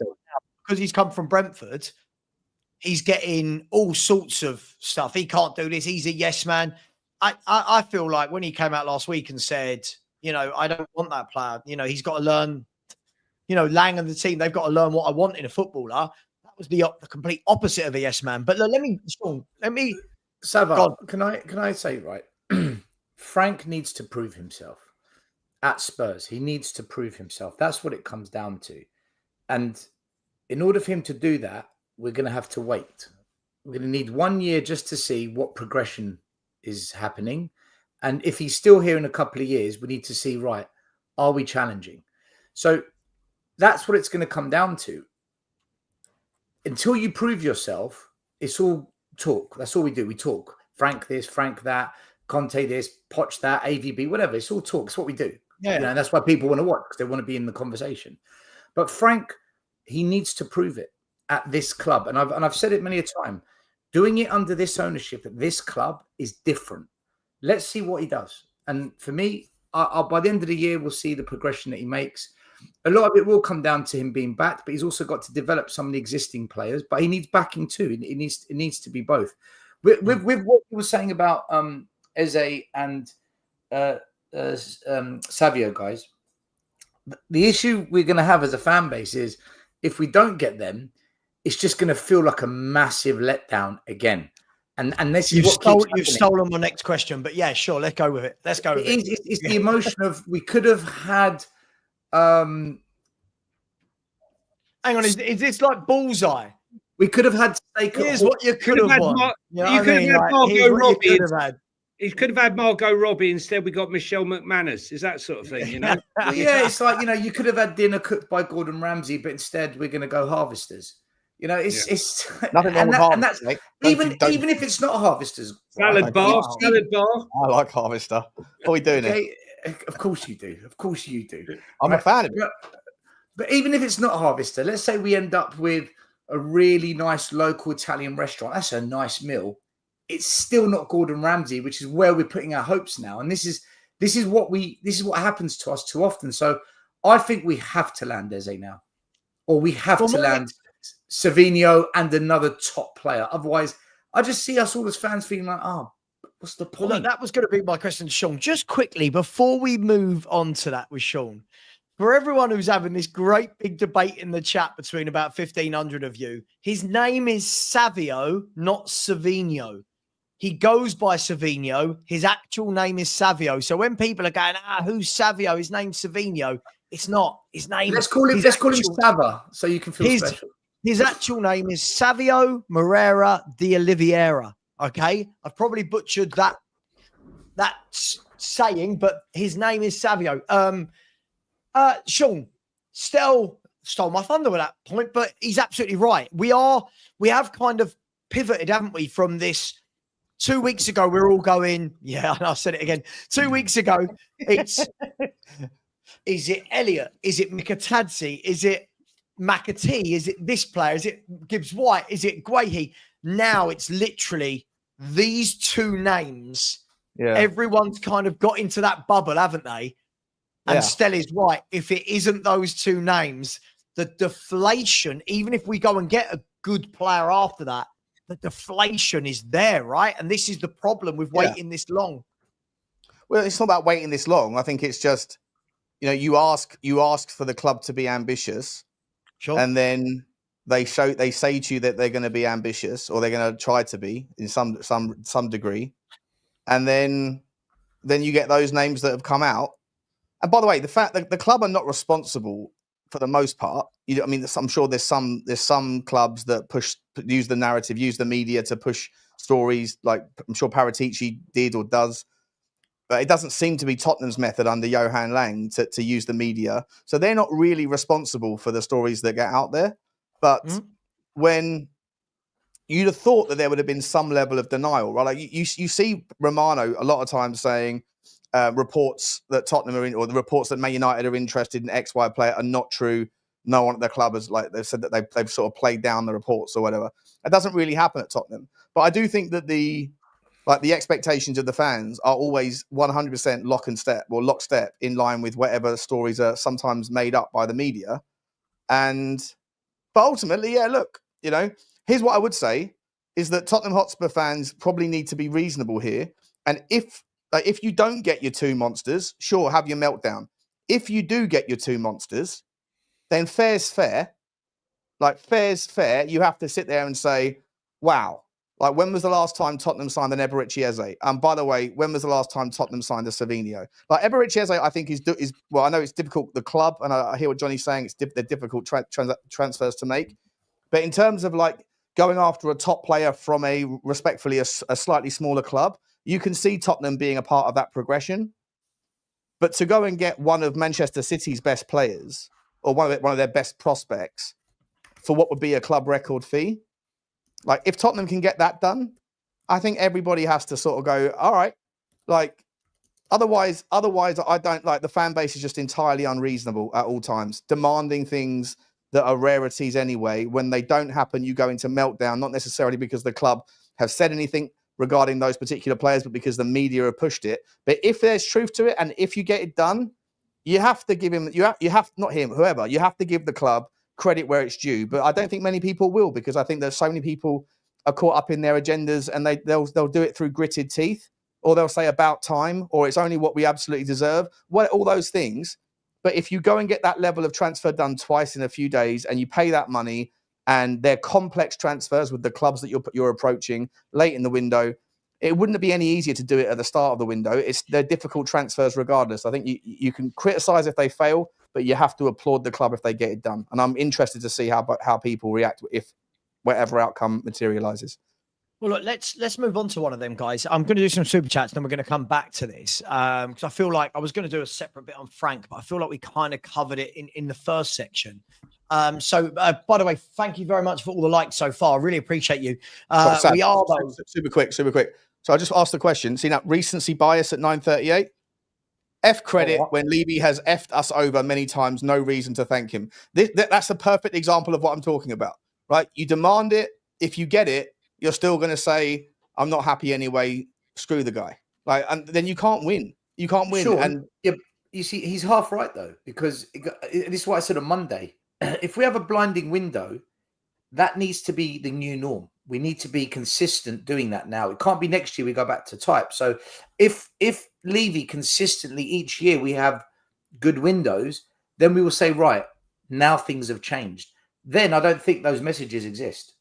But you used to say, "Where's our trophy?" There was a trophy delivered. I didn't see many people now saying win a anything. few more though, right? Win a few more. Well, that's what I mean. But like you have to give credit where it's due along the way. Otherwise, you can always just move the go. It's still not enough. It's still not enough. It's still not enough. It's never enough. 2 trophies in 25 years. What am I No, crediting? but that's the point I'm making, mate. But when you finally get one, you should at least say, Yeah, "Cool." but maybe my standard for my club is higher than yours. Oh, okay. Right, listen. Before we go down that route, I can see where that's going. Before we go down that route, a big up to each and every one of you. There are nearly 1,550 people in here. Come on, guys, we're at 730 likes. You know any of them, Sean? We're just under 400 away from the target for tonight, which is 1,100. Can we beat last week's total? Let's do that, please. By the way, I was just googling Paratici in the background, and the fifth thing that came up on the list was Sean Butler. When I googled a Paratici, it was a video of Sean Butler back in May talking about the Don Paratici. So Sean making moves in the world of Google and Yahoo, etc. Let me do some super chats. Rich, big up to you, Rich, has said, when did it become the norm to discuss transfers between two English clubs in Euros? Funny you say that. We were talking about this backstage. Anyone notice this lunacy everywhere now? Keep up the great shows. Guys, I think with that, isn't it more, it depends where the source comes from? Yeah, it used to be in denaries, but we moved on now. It used to be in liras. We've had it all. I mean, just time moves on, doesn't it? It's just because it's all mixed up. Depending on who whether it's Florian Plettenberg, if it's a British journalist, it's probably in pounds. If it's European journalists, they're quoting in euros. So it's just crept into our vocabulary. I think that's all it is. Yeah. Next one. Big up to you. Thank you. We will keep up the great shows as long as you lot keep liking and subscribing. And thank you. We have just gone over 25,300. So let's get that up to 25,500. I fail to believe that all 1,500 of you in here have subscribed. Please do. I have pinned it in the chat. Thank you, Rich. Appreciate that. Big up to Pablo Davo. That sounds like the name of someone. Oh, sorry, it's probably Pablo Davo, isn't it? But sounds like the name of the player we're going to buy if we don't get Savio. We're going to get Pablo Davo instead from the Dog and Duck. Big up to you, my man, just coming in with a super sticker. Really appreciate it, my man. Thank you very much. Big up to David Crick. How you doing, mate? Said get Eze and Savinho, Levy. Savinho is a bomb waiting to go off. And when it does, my God, what a player we will have. Eze could take us to the next level. David, everyone goes to bed tonight, and the first thing they do, I bet you any money, is that with their phone in the morning. Has it? No, bloody hell. I do, because if it has happened, I go live immediately instead of 10 a.m. But big up to you, David. And that's the benefit of having the thumbnails ready to go, baby. Exactly, mate. Exactly. Oh, it's a bomber. It's a bomber. Big up to you, David. Thank you very much. Big up to Kat Funt. Thank you for the fun name, as always. So big up, fellas. Love you all. Ah, love you too. I'm only 90 minutes late. Fair enough. Gonna have to rewind later. Great to see you back, Johnny. Johnny for football minister, by the way. Johnny for football minister. Yeah, I love that. Let's create that as a position. And here is a super chat from, oh, hang on. So the week I'm reading them out, chopped cheese, there's no mentions of farts. Normally you talk about farting. He said, Frank showed so much yesterday. I hope we back him. Listen, I hope we back every manager. But yes, right now, back this manager. Really appreciate that, chopped cheese. And to someone who is very, very generous, not only has Blaine given away 5 channel memberships, which is very, very generous. I don't know who they went to. If they did go to you, please say thank you. It's the nice thing to do. Thank you, Blaine. Not only that, though, he's come in talking about bombers in a very generous super chat. Said, big up, lads. Thanks, Blaine. Where's our effing bombers? I agree, Blaine, and I'm just going to assume you're aiming this at Sean Butler, who tells us every day that we're signing a top-class player, and every day we sit and wait for his 10 p.m. deadline, and it never comes. Question. Don't you talk about the same transfer stories that I do, Sav? I don't promise them, though. I don't use the word Neither do bomber. I just promise talk them about once. if I like I them. said That's once. it. I said once, but you talk about the same stuff I do, my man. You're just not as clever with the thumbnails. No. The words you're looking for there is I'm not as clickbait with the thumbnails. Shameless. That's what you meant to say, right? Yeah. Question, not on money, but do we worry going big now hamstrings us in any way for future windows?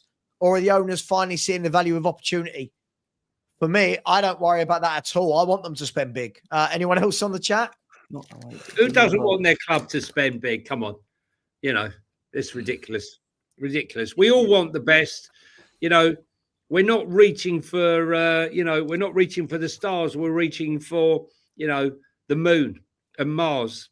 And we hope to get there, Rodrigo, when we were linked with Rodrigo, who cares if we get Savinho and with that money, they go and get Rodrigo? I know my position. I don't have a problem with it, because Savinho could be that Rodrigo in, 2 years. Who knows? But we don't want to be dropping down. And when you're seeing, like you said before, Savva, Forest doing the business, popping those signings one after the other. They're in for 4 right now. That's exactly. And they kidnapped Morgan Gibbs-White. And they kidnapped Morgan Gibbs-White. So they've kept Gibbs-White and buying in 4 players. By the way, just thank you very much, Blaine Dev. I'll give you some transfer updates in a second, some interesting ones as well. A player I like that's on the move. But big up to you. Thank you so much, Blaine. Big up to Paul Watkins and your beautiful dog, as always. Thank you very much. I'm assuming it's your dog. Maybe it could be a Google image, but I'm assuming it's your dog, Paul.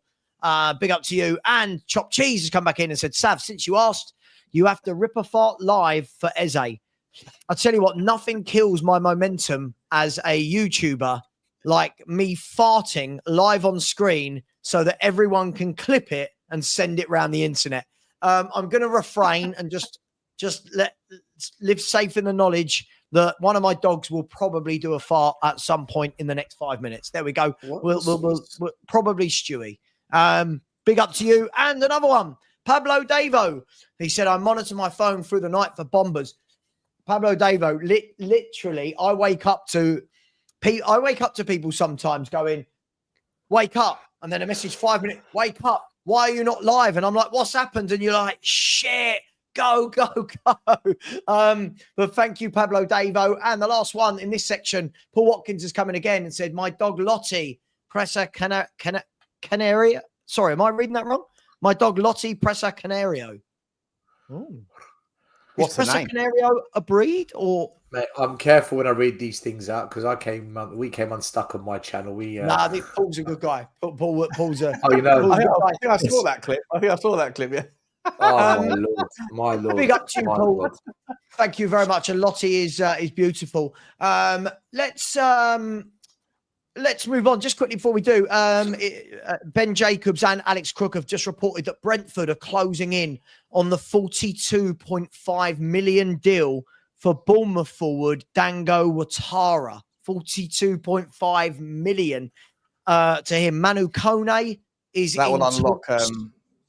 Sorry, that's 200 million. That would be Savva. Yeah, Whistle will go. Hold on, Manu Kone's in talks with who?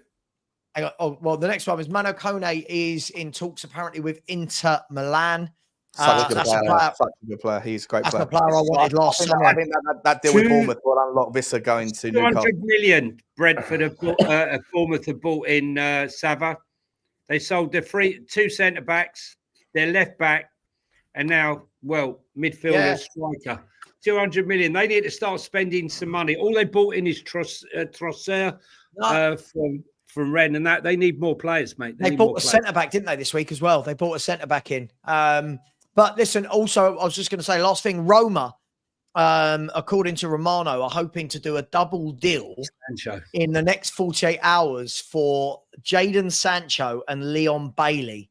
Jadon Sancho and Leon Bailey to Roma. So keep a watch on those ones. Loads and loads of deals. Anyway, Your team, Shawnee. My, Roma.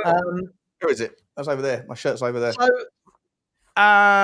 So yeah, guys. Look, we'll round off the show for the last 20 odd minutes. We've got to talk about this guy, right? We've got to talk about the two in more detail. Eze and Savio. We've got to. It's very rare that Spurs get, club to club talks. Do you know what I mean? It's very rare that it goes immediately to that. And we went straight there, club to club talks with Savio, which I believe dropped on Sunday night. And then Monday night was Eze. And you're like, okay, we're moving different. We're moving big. I'll come to you first, Stel. Do you think we get both? Do you think we get one? Do you think we get none? And is this the club showing ambition? Or, like a lot of people are saying, I'm not saying I believe this, a lot of people are saying it's a smokescreen. It's a smokescreen to say we tried, which I think is a bit harsh. But what do you make of it? I don't think we'll get Eze. I just don't think we're going to get the deal done because Crystal Palace are going to big up Lubo. Crystal Palace. Not by yourself. With other people. Lubo, you need to mute your mic. Yeah, you got to mute. Lubo, are you travelling? He's travelling. He don't listen to me, does he? I'm at Stansted. Evening, guys. Evening. Just got here. Thomas Franks, Blue and White Army. What a great performance last night. How good was that? It was very good. You've missed the whole section, though. You missed the I'll whole catch up on it. Don't worry. Really proud to support. We're talking about Amari Hutchinson now. Yeah, I know. He's 37.5, isn't he? He's going. Yeah, coming to Spurs, mate. Where have you been? Where have I been? Where have I been? Stuck at bloody Milan airport for God knows how many hours, while they couldn't get the plane across because of staff shortages. Then we're just walking onto the plane and the air conditioning went, so we all had to come off the plane. Wonderful. But there you go. Well, listen, while you're here, Lubo, I'm sure as much as our 1,500 viewers would love to hear about the air conditioning on a plane, I'm going to bring it back to football. Tell us, Lubo. Sorry, Stel, I'll come back to you in a minute if that's all right, just because, you never know when Lubo's going to go. Lubo, Eze, Savio, are both deals getting done? Are they smoke screens? And do you believe that these can change Tottenham? The last question's easy. Obviously, yes, they will change Tottenham dramatically.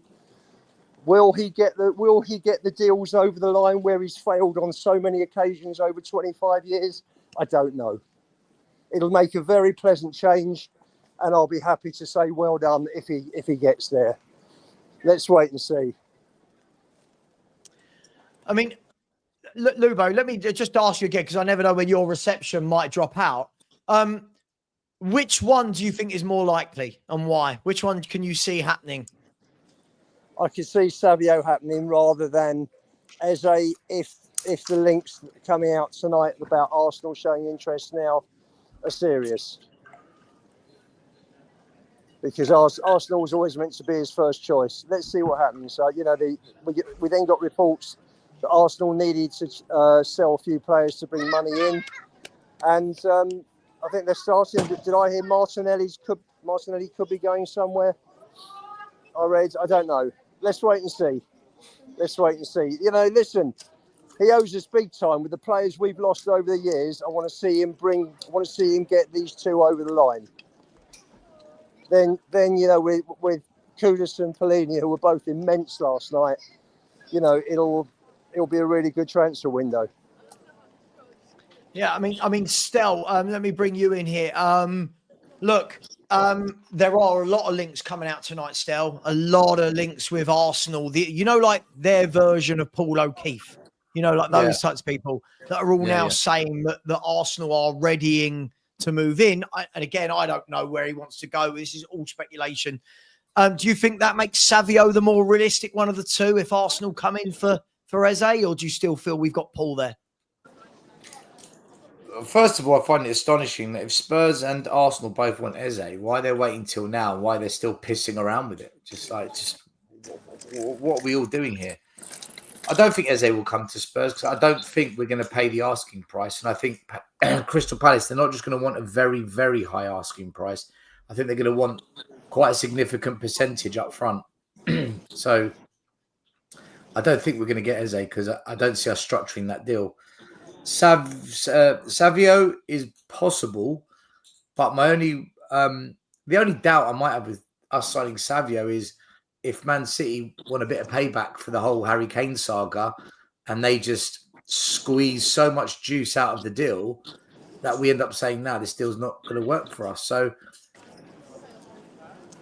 I'm more confident with Savio than I am Eze. I don't think we get Eze. I think we probably, in the end, get Savio.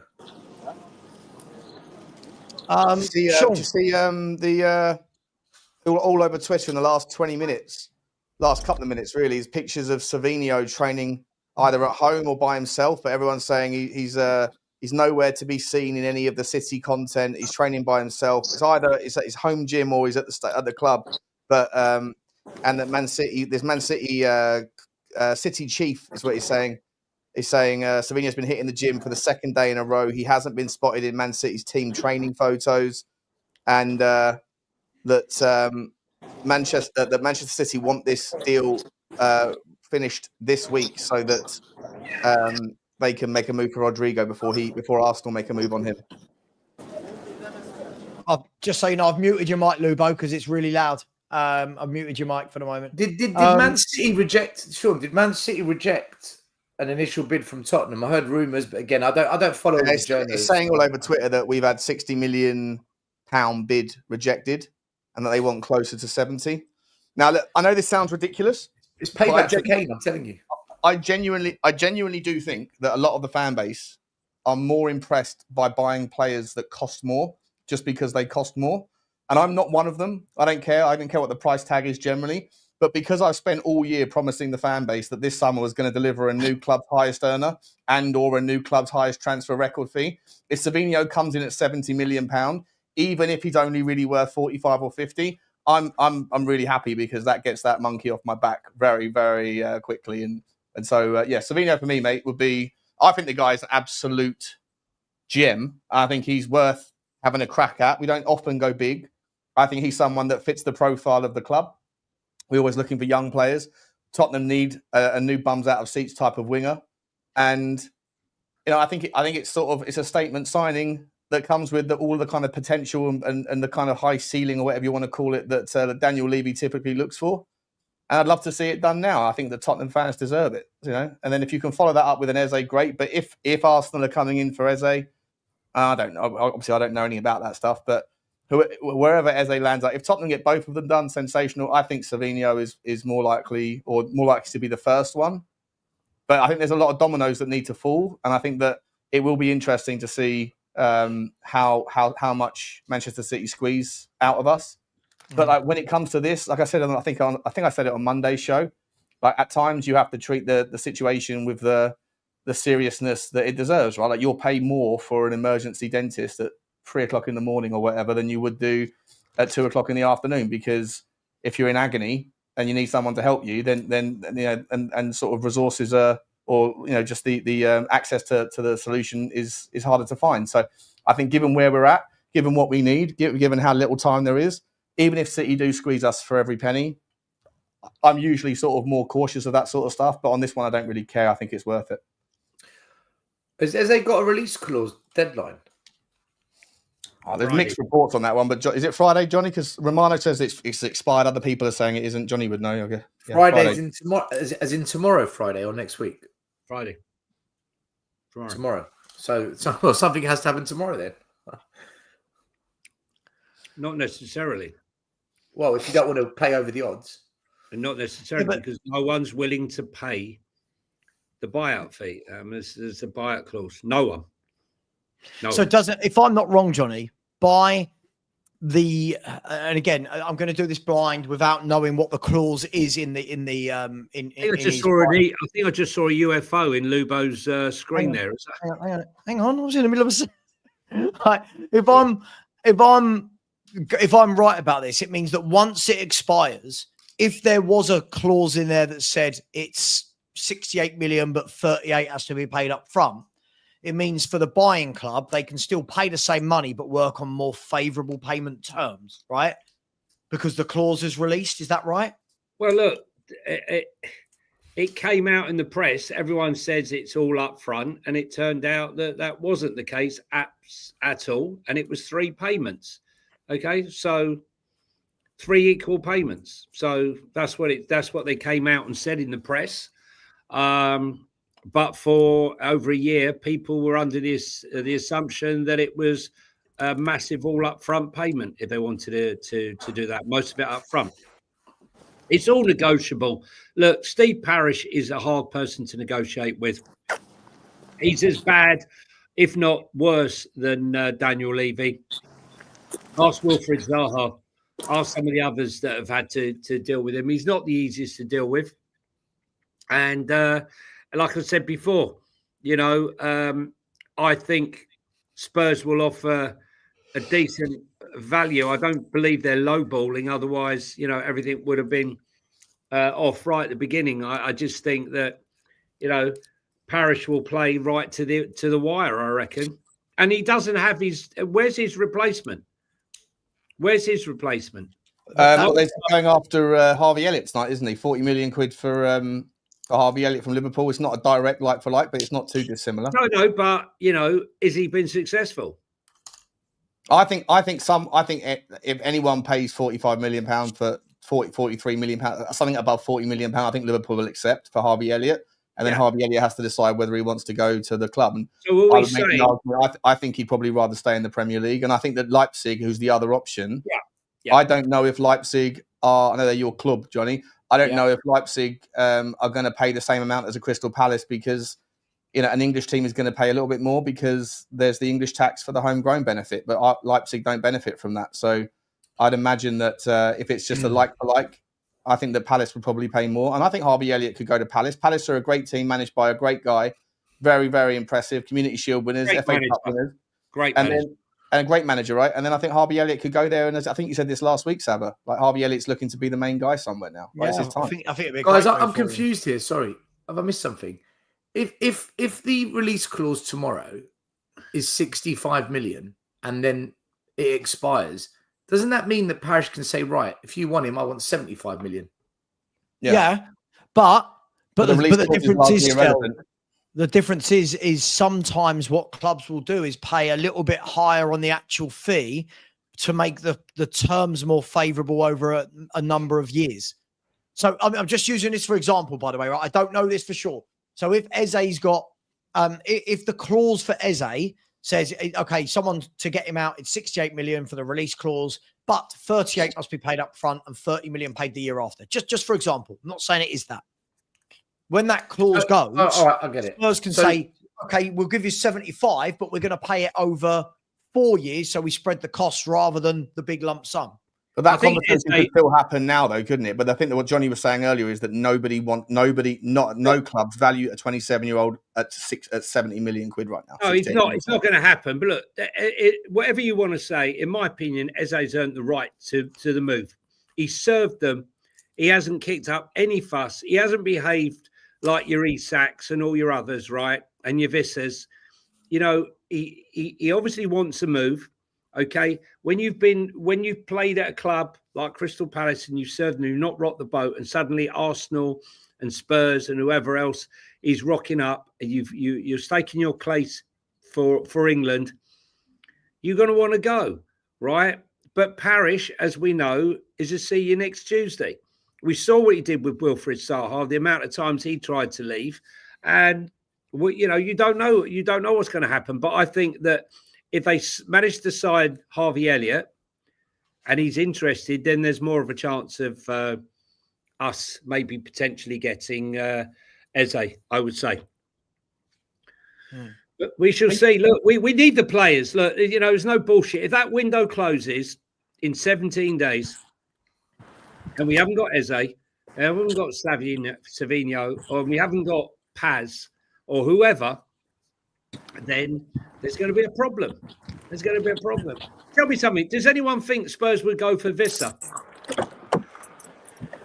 just as a left field, because I'm trying to work out how Thomas Frank hasn't gone for not one of his players, his old players.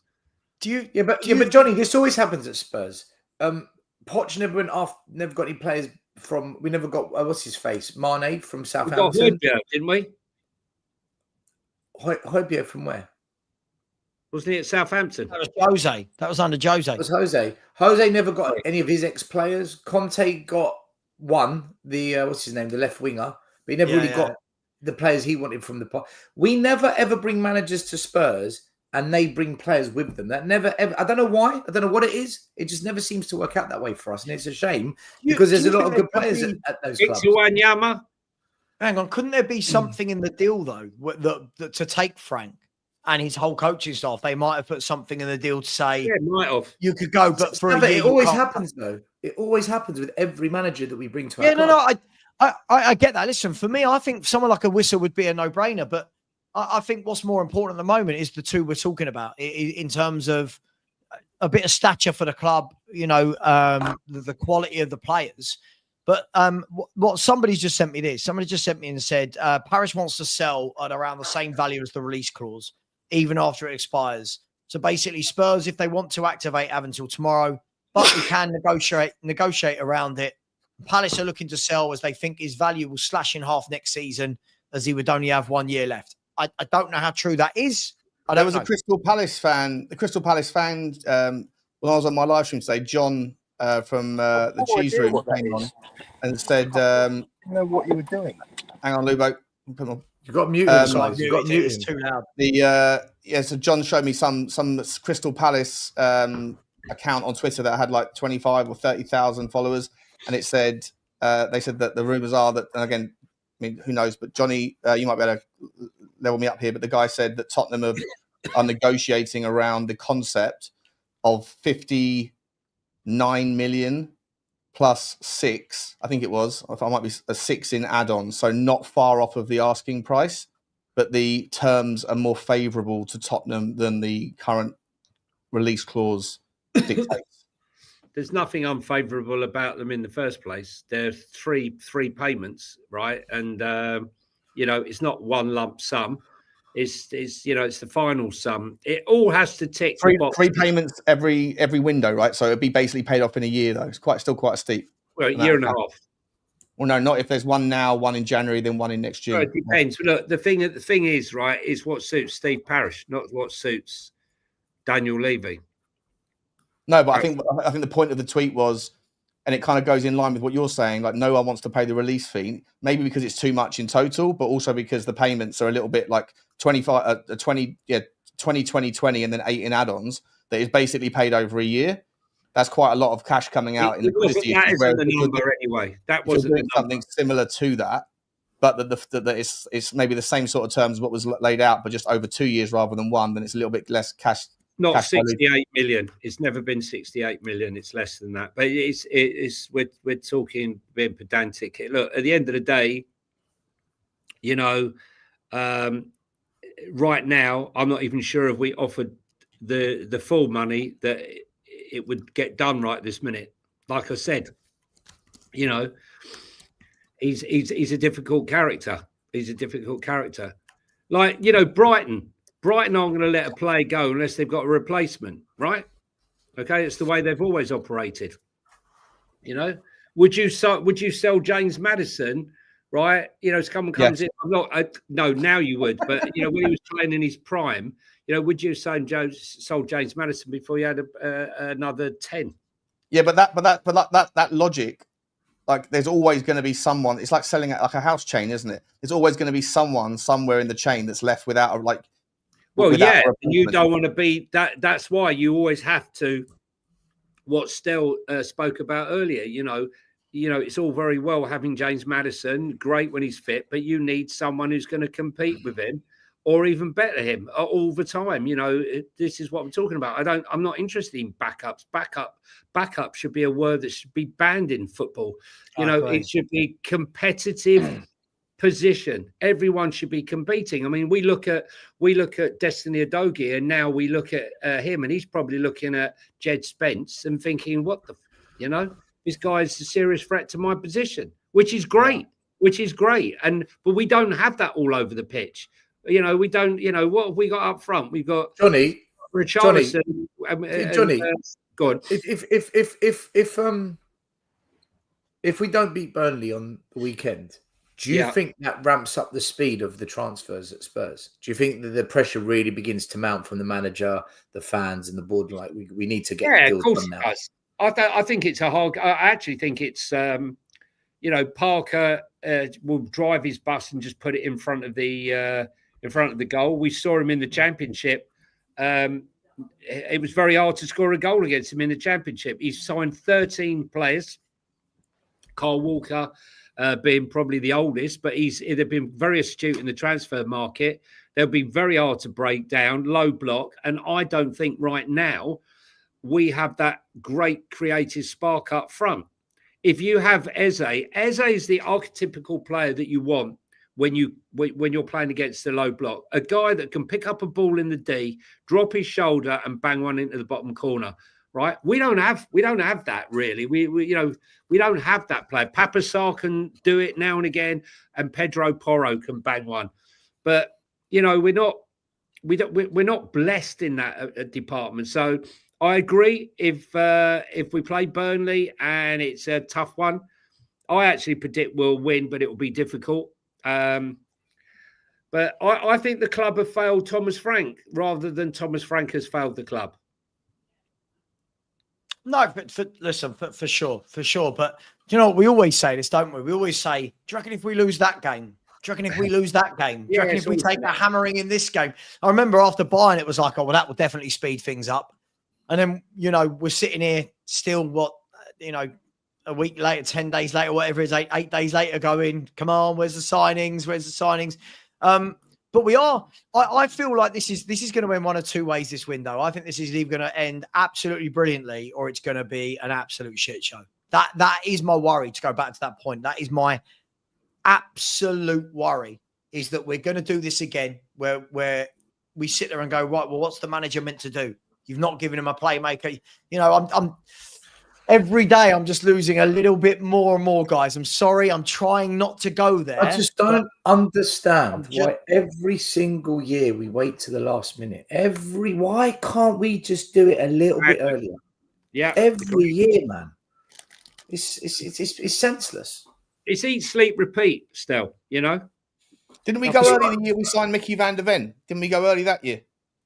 We got one or two early, but the rest all came late. Solanke, last day of the window. We got Basuma early, didn't we? Then didn't Basuma, yeah, that window, that one. Yeah, 2 years ago. Odeberg came late. Solanke came late. I don't get it.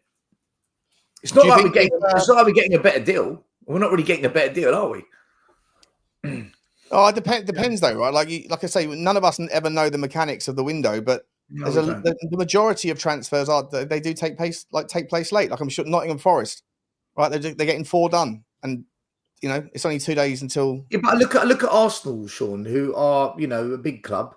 They've got their key targets done. They've got their striker. They've got their cover for Partey. They've got their wide man as cover on the flanks. You know what? The key business is done. They're ready for the season, whereas our key business is far from done. Yeah.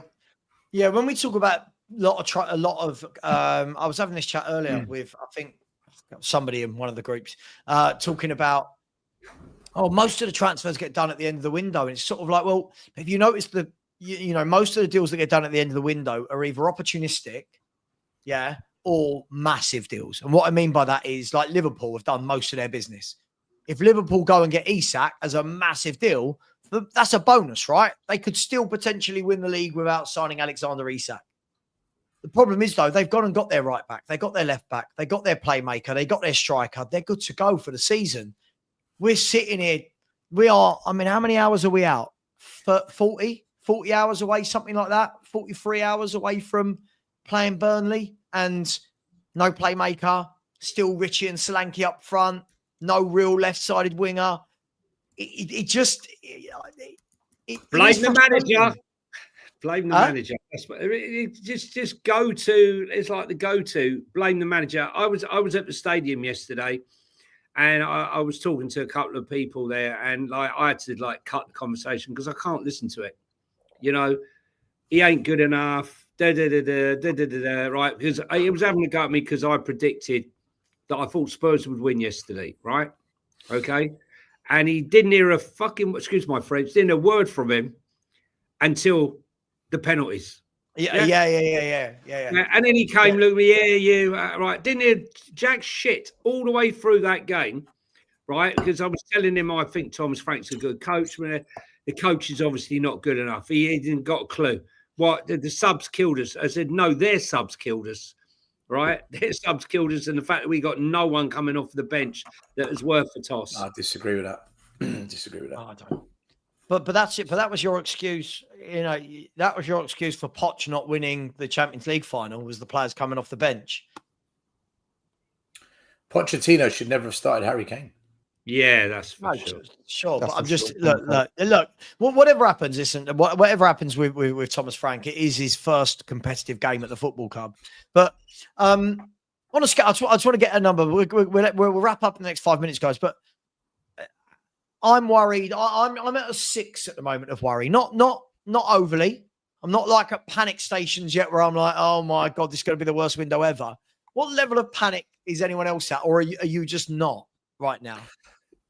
I hope when we play Burnley, we don't smash them 6-0. I don't, because that gives a full sense of confidence for this squad and the board. I hope we beat them a 2-0. We don't need a striker. We scored 6 against Burnley. Yeah, let's beat them, but let's beat them, but make it. Whoa, that was a tough day at the office, man. We can't do this every week because otherwise 2-1. that pressure has to stay there. Otherwise, the belief, but we nearly beat PSG. We've won our first league game. We're all right. I don't want that. We're not all right. I can't subscribe to that bollocks at all. Like what we do. Think of the psychology of it. The psychology of someone that's leaving out is rooting for things that don't have as positive outcome as possible. Because you think somehow it's damaging to the overall narrative. I know it's not about Levy specifically, but that's the mindset that's being evoked here. You should always be wanting for the best. Always want to go and smash the team 6-0. The long-term best is for the manager to be backed. But if we smash them 6-0, it might give the impression that we're actually quite good. We're already advanced. So we're already advanced in Savino and Eze deals. You think that beating Burnley 4-0, 5-0, or 6-0 is going to, you know what? Let's pull out of Savino because we're good. Come on now. No. It doesn't. It's not about pulling out. It's about, you know what? We're all right. We're all right. Give it another couple of weeks where it's like, no, we're not all right. Do it now. We've got Man City off the Burnley. Man City away next. I'll tell you what, if there's any truth to what you're saying, that the decision makers at Tottenham Hotspur are literally going to sit there and think that sneaking a 2-1 victory versus Burnley means we have to move a little bit quicker versus winning 4-0 or 5-0 means we can take our foot off the gas. If there's any truth to that, then I'll become Levy out. But I can't believe for a single second that would be the case. No way of proving that, though, have I? I can't prove it. So rooting for that scenario is just wildly weird to me. I just if we're 2-0 at our time, we expect Thomas Frank to pull off Kudos, bring off Solanke, put on a couple of centre halves and go, lads, I don't want to see any more goals, please. I want to keep this to 2-0. Maybe let them get a penalty. Yeah. 90th reword this, because in a cheeky pen and Stel's going, yes, better chance of a bomber. Actually, yeah. I agree with that. What are we doing? Let me reword this. As a fan, as a football fan of Tottenham who's going to be at the game, I want us to smash them 10-0, okay? But as a fan of Tottenham who wants us to keep the pressure on and get the business done, I hope we don't batter them, but we still win. That's what I'm saying. Christ. Oh, it's madness. We're going to sign 2 big players. That's it. I'm quite confident we will sign 2 big players. Big overweight players. I was going to say, what do you mean? Like, is this like in Mike Bassett, England manager, when Benson and Hedges called up? I'll give you a big one. Look, I think we all hope. Let's be honest, right? If Daniel Levy just can't see that one player could unite a fan base, I don't remember going back years and years and years that I can remember one player that united a fan base that everyone wants. I just don't remember. We're normally all fragmented. No, I don't like him. I want that one. But this is one player that really, and let me tell you, when he played us against Palace and he ripped us apart towards the end of the season, when he was leaving the stadium, the amount of kids, the amount of people that were coming up to him saying, "You got to come to Spurs. You got to come to Spurs." Like, inundated. I haven't seen that before. I really haven't. And if Daniel Levy can read the room, which he's not been very good at over the last few years, if he can't read the room, he's going to be in trouble. And if he can read the room, he's going to pull off something that was going to keep most of the fan base happy. Let's just pray it happens. That's all I can say. You better pray that Matthias Tel doesn't score a hat-trick against Burnley, because they're going to think he's the solution. I'm telling you. He's listen. Thomas Frank will turn him around. Please tell me you're joking. No. I don't know if you're joking or not. I remember when Timo Werner scored a couple of goals. Everyone said, "I told you so." You don't want Werner. Matisse He's Tel. cooking. I said, "No, he's not good." You don't want Matisse Tel to score a hat trick. They will believe that he's the answer if he does that, because he scored against the worst team in the Premier League at home. What are we doing here? It's true. Seriously, you don't. What? Our fans did it with Werner, Sean. They did it with Timo Werner. He scored a couple of goals. You're playing this bigger picture game. You'd rather our winger, who's a £45 million signing, who's just missed a pen. You'd rather he didn't do something excellent for his own benefit because you think it will invoke some bigger picture, the bias that we don't know. Because it's a flash in the pan. He's not going to do it. Get out of your own head, bro. That is the weirdest thing I've ever heard in my life. Because he's not going to do it consistently, Sean. He's not going to do it. That's why. And that's the same thing. I'm not even going to get on. I can't believe I just heard that. I cannot believe I just heard that. It's the truth. The same happened with Timo Werner. You genuinely want him to fail so that you get your way and get a better winger. No, I never said I want him to fail. I don't want him to smash it against the worst team in the Premier League. So suddenly he's a really good player because he did it against Burnley. Does nothing for the next 10 games, and we don't go and sign a proper player for his position. But that's what surely, Stel, hang on. And I don't rate Tel. I don't. But let's be fair. If I was to wake up at 5 p.m. on Saturday afternoon and see that Spurs have won 3-0 and Matisse Tel has got all three, come on, like you got to be happy, right? We've won 3-0. A new player scored a hat trick. Like, surely anybody in the chat that is saying Stel is bang on, you all need to give your heads a wobble. Just because they get it. They get it. They get your logic. They get your weird logic. They get your weird logic that you're invoking. Oh, by the way, this guy. Logic. It's ridiculous logic. No, he loves you so much, Stel, that I have convinced myself that this is your burner account. Stel could turn around. How is it my burner account? My hands are here. No, I know, but you could turn around, Stel. You could turn around right now and say, do you know what? Savva's wearing a yellow t-shirt, and Alex would go, "Bang on, Stel. Bang on. I agree with you." Yeah, but you've got groupies as well. You could tell people the sky's orange. Not me, mate. I'm universally hated by everyone. Don't worry about it. That's me. No, I got that cap. My hated content creator. My hated content. We've all got groupies and haters. I just don't want there to be a situation where this false sense of security is suddenly portrayed and people buy into something that isn't. That's in your head, and because you think it might manifest, you're in reality. You're weird. You're weird. Saw it with Archie Gray, generational. Where is it? I saw it with Timo Werner. Good signing, experience. He won a Champions League trophy. You saw us sign a player that hasn't yet materialised. That might have been a mistake, but to root against their development and their success because you think in your head... I'm not rooting against his development, Sean. He's not going to progress at this club. You don't want him to score a hat-trick because you think if he does, Daniel Levy or whoever else might say, forget about Savino. And that's, like, if that is true, then that's wild. But you're just imagining that. And in reality, you're rooting for a downfall of our player. No. You're trying to make... No, see...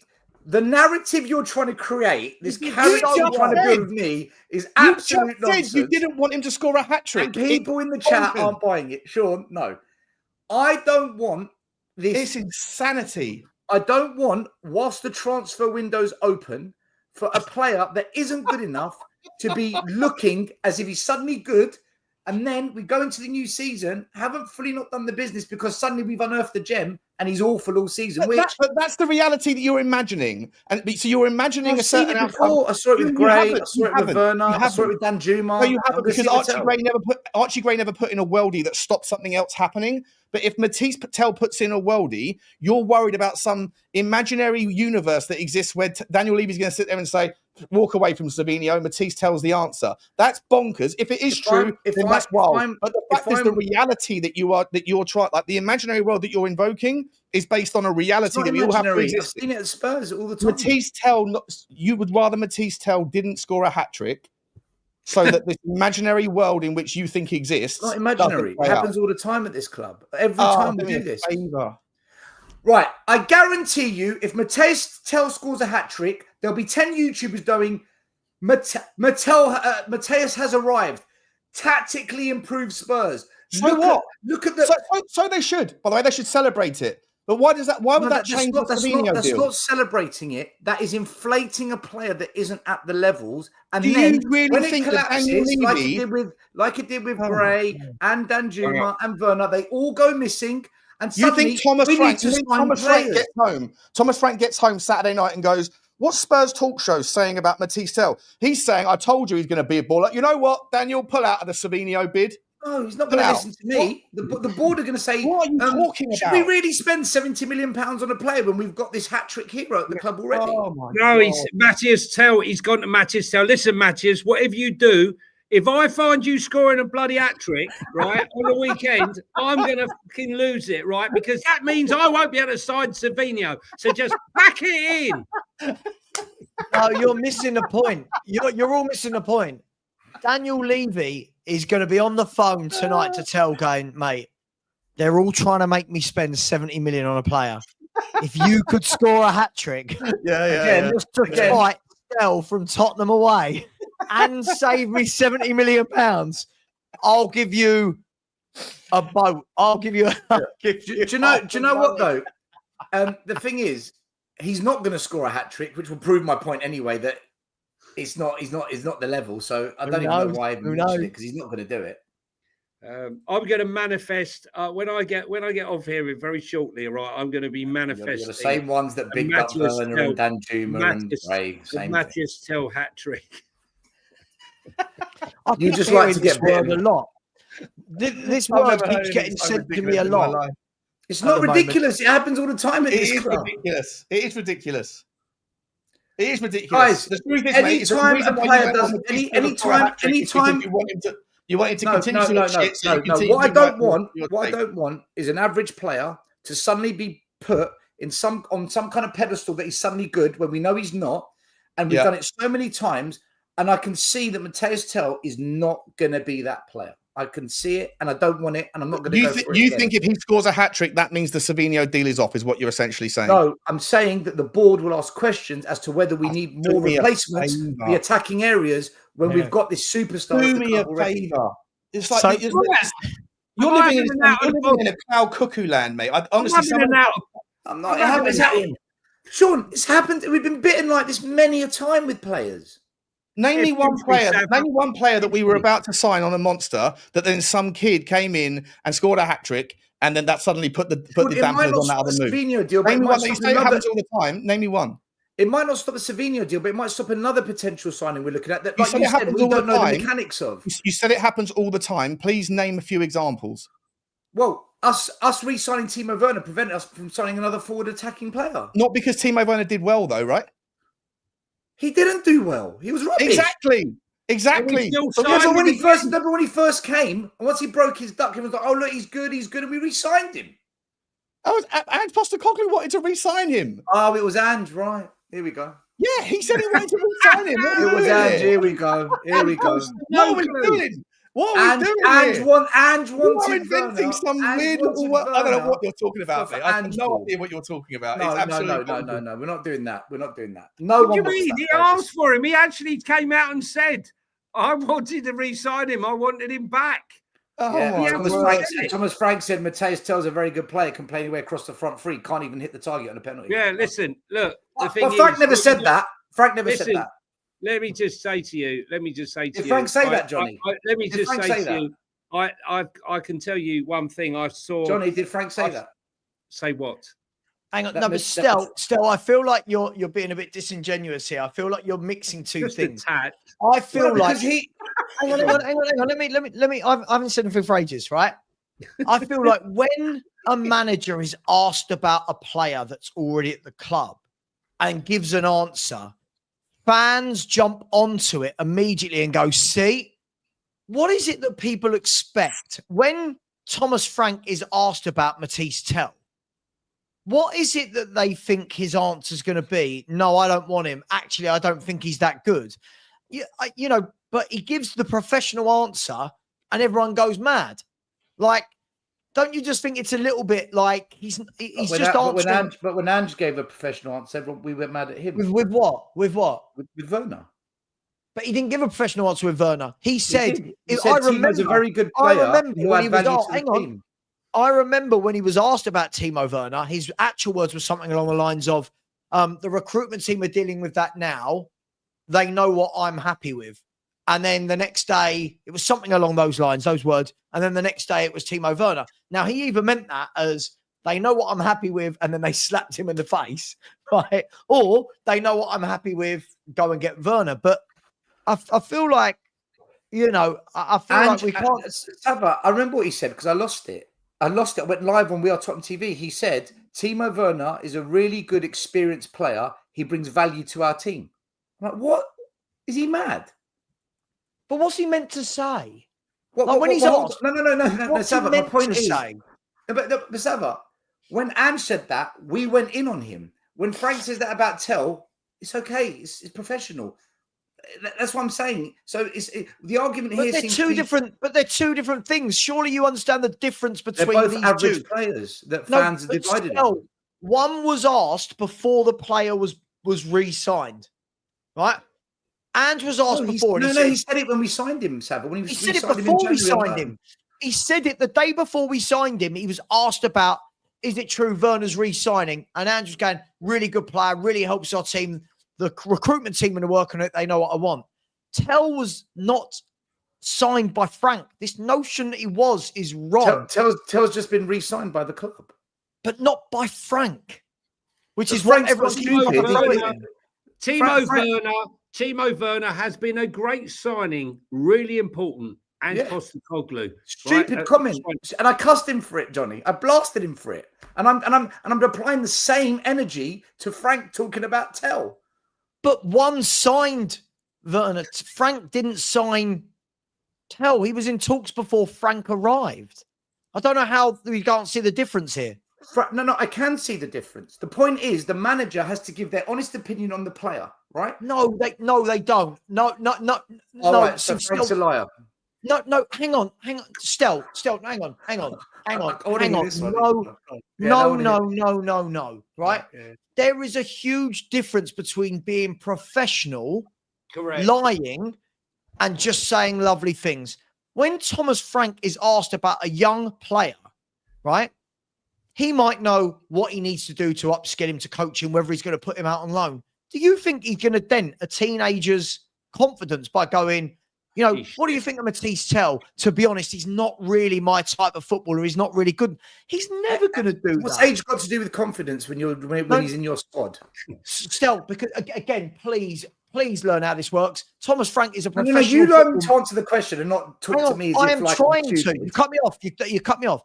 Thomas Frank is a professional football manager that has a duty to his players, right? So this is a young. But listen, I don't think the age should matter about their quality. But this is a young man who's coming to live from Germany into England, right? Yeah. He's moving over to England permanently, and you think that a manager's not going to say nice things about him when he's asked? I think any manager that needs a how player management to play works with confidence and building people up. And listen, I think mad. any manager that's going to play under a manager, any player that's going to play under a manager, you've got to be positive about that player in the public. regardless of the age or the experience, because you need them to perform for you, right? But when Ange said something nice about Werner, we went in hard. When Frank does it, Because he he's being said it before professional. he signed him twice. Twice. Once is Twice. unforgivable. Second is a crime against football. So when we re-signed remember Werner, Ange should have slammed him then. What? When we No, re-signed Werner, then no, Ange should have said, what are we again, doing you're here? not listening to what I'm saying. No, I I slammed him get because it. of what I disagree with your logic. I hear what you're saying. I disagree you don't with get your what I'm saying then. I slammed him because of what he said before Werner signed. He said the recruitment team are dealing with that. They know my feelings or they know what I want. And then he signed again. Now, that's twice, right? That's twice. If Ange Postecoglou had Werner for that 6 months and said, I really do not want to re-sign this player. If he had said categorically, no, I don't want this player, Werner would not have been back at Tottenham because it wasn't even like it was a cheap loan. He was 165 grand a week. So he must have said, I want is £35 million. Just out of curiosity, why are we talking about Timo Werner rather than the Matisse Stel clanger that you've got? Frank didn't sign him, Stel. Can I just say, right? Because it's okay for Frank to be positive about a player and it's professional, but when Ange does it, I'm going to tell you, you're not I am listening. listening. No, you're Sam, not. I am. I disagree with your logic. Can I just say here, right? Okay, right. When we're still talking about Matisse Stel and Matisse Stel lack of, when we're talking about Matisse Stel, when we're talking about Matisse Stel and condemning him at the age of 20, I will just say, when I saw Ivan Toney come from Peterborough, I discussed this with Sean today. When I saw Ivan Toney come from Peterborough to Brentford, he was absolute toilet. Couldn't trap a bag of cement. Right, he turned him into the player he become. When Mbeumo turned up, right, he had pace. He was raw. He was nowhere near the finished article. Look what he became. He's done the same with Visser. So I stand out the hope that, when I look at Matisse Stel, is he ready? 100% not. He needs improving. But if there's any manager that can turn him and Kudos and the lights into the players that I've seen him turn at Brentford, into the players they become, I believe that he can do that with some of the talent that he's got there. One of the things that you need, though, Johnny, in order to turn potential into stardom is confidence. And we've got a man at the top left of the screen here who would rather, because he wants his opinion about Matisse Stel to remain firm and true, he would rather the guy underperform. Is right, Sean. You wait and see. I was right about Werner and Danjuma. I'm going to be right about this. You might be right about Matisse Stel. You might well be right. We'll find out, right? But you would rather you'd rather he underperformed rather than smashing it out of the park. To prove you right.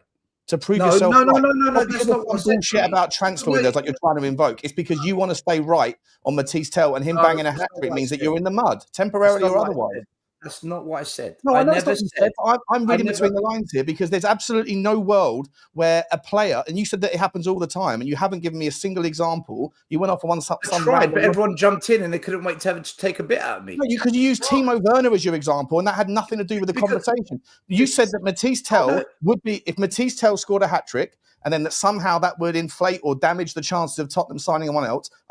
You said it happens all the time. I said, name a few examples. You didn't.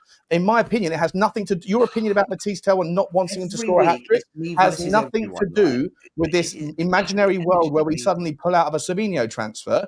It's simply because you want to remain being right about your Matisse Stel being shit thing. No, it's not. No. I don't want to be right. I know I'm going to be, though, but I don't want to be. I don't want us to suddenly get all giddy and excited about a player because he has a flash in the pan moment, like we do every single year with players. We do it all the time. I don't want you'd rather he just didn't score. Because you think he's terrible, you'd rather he didn't score, didn't have that to avoid the moment where everyone goes, actually, Matisse Stel did well today. Conte was right about Spence. So because you're sure that he's shit, you'd rather he continue to play shit. I tried to answer his point. Conte with Spence. You lot talk on my behalf, and I'll just listen to it. Just like, okay. It's not what. No. I don't want us to get all giddy over players that aren't going to deliver because I can see that this guy's not got it. I'd much rather that he's exactly what you just said. Exactly what I just answered. That's the third time I did know. You've just said the same thing.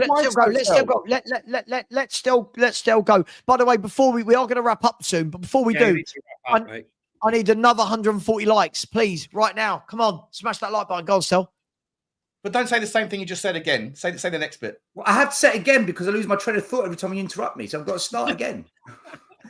Right?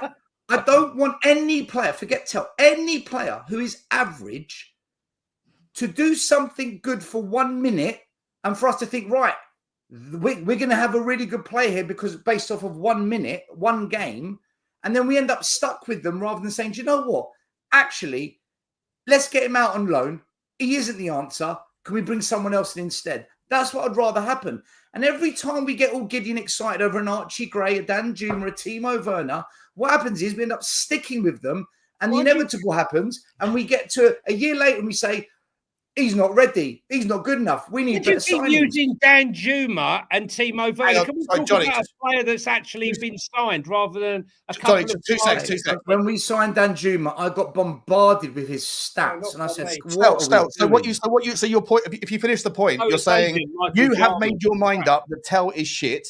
He's 20 years old. You've made your mind up, and he's not gonna cut it. You've made your mind up on that, and so because you've made your mind up. Yeah. Even though he's 20 years old, you've made your mind up. Therefore, you want him to continue to underperform so that you can continue to be right. That's exactly what you're saying. No, he's going to underperform. He's going. But you would rather he underperform because you're saying you don't want him to. I'd rather we bring in a replacement for Tel before the window shuts. Yes, I'd rather because you're sure. So you are rooting for your opinion to be right, and that means his downfall. I'm gonna be right, mate. That's ridiculous. The logic you're inferring, you don't know you're right. You don't know you're right. You're saying that you've made your mind up that he's shit, and therefore you don't want him to do well. It's the most ludicrous thing I've ever heard in my life. Come into the season, right? Come into the season. You might be right, Stel, but I don't care about the future of Tel. I'm talking about your opinion now. You don't want him to do well. The opinion can't be proven until the end of the season. So what I was going to suggest is come into the season. We can see what Tel's done, and either I will sit there and hold next level buckets of mud and just swallow it all, or you're moving the goalpost. I'm going to say to you, moving the goalpost before the season started. What I said, do you get it now? Moving the goalpost, Stel. I'm not. I'm saying to you, you've literally. I said, are you more interested in being right than doing what is right? And you said, no. I just know that he's shit. Therefore, I don't want him to do. I'm going to be right. Sure, I'm going to be right. You might be right, but you don't know that yet. But you are right now rooting for him. I've seen enough. He does nothing. He brings nothing to this team. So why root for him not to score a hat-trick? No, I'm not rooting for it. I don't want it to suddenly prevent us from bringing a replacement for him because there's better out there than him, and I want better for Spurs than Tel. So you're rooting for your opinion to remain right by his underperformance. My opinion's going to be right. No, it's not. It is. He's not good enough. He's not good enough. You know, because you think he's going to be good. I don't. You like him. It doesn't matter whether he is or not. Right now, the idea of him scoring a hat-trick, makes that opinion that you have questionable, and therefore you don't want it to happen. That's the point. You're rooting for his underperformance so you can continue to be right. It is ridiculous. No, it's not, because I want better than him at this club, and I don't want everyone to suddenly think he's good because he does well against the worst team in the league. So if he scored a hat-trick the first week and he scored a hat-trick the second week, would you still be going, shit, Matisse Tel keeps scoring? I'm happy to make a big wager that doesn't happen. We're playing hypotheticals, and your hypothetical is... I'm validating my hypothetical. That's not going to happen. He's not good enough. He's holding back the team. You are rooting for your own team's demise so that you can be right about a fucking player. That's ridiculous. Better than Tel. No, I want better than Tel. I'm rooting that we do better than him. He's no good. Oh my God. Guys, on another note, Matisse Tel is at 33-1 to score a hat-trick at the weekend against Burnley. If anyone fancies a little wager, that's been sent through to me. I'll tell you what, Stel, I'll tell you what you should do. Stick a $5 on Matisse Tel to score a hat-trick, and if he does, give the money to charity. Come on, that's the right thing to do in this situation. I'd rather give the £5 to charity because at least I know they're going to get the money. Do you know what Stel is single-handedly doing? He's making everybody in the fan base go, come on, Tel, get a hat-trick. Yeah, 100%. You know, I'm going to send this clip to Tel. I'm going to send Yeah. it to Matthias.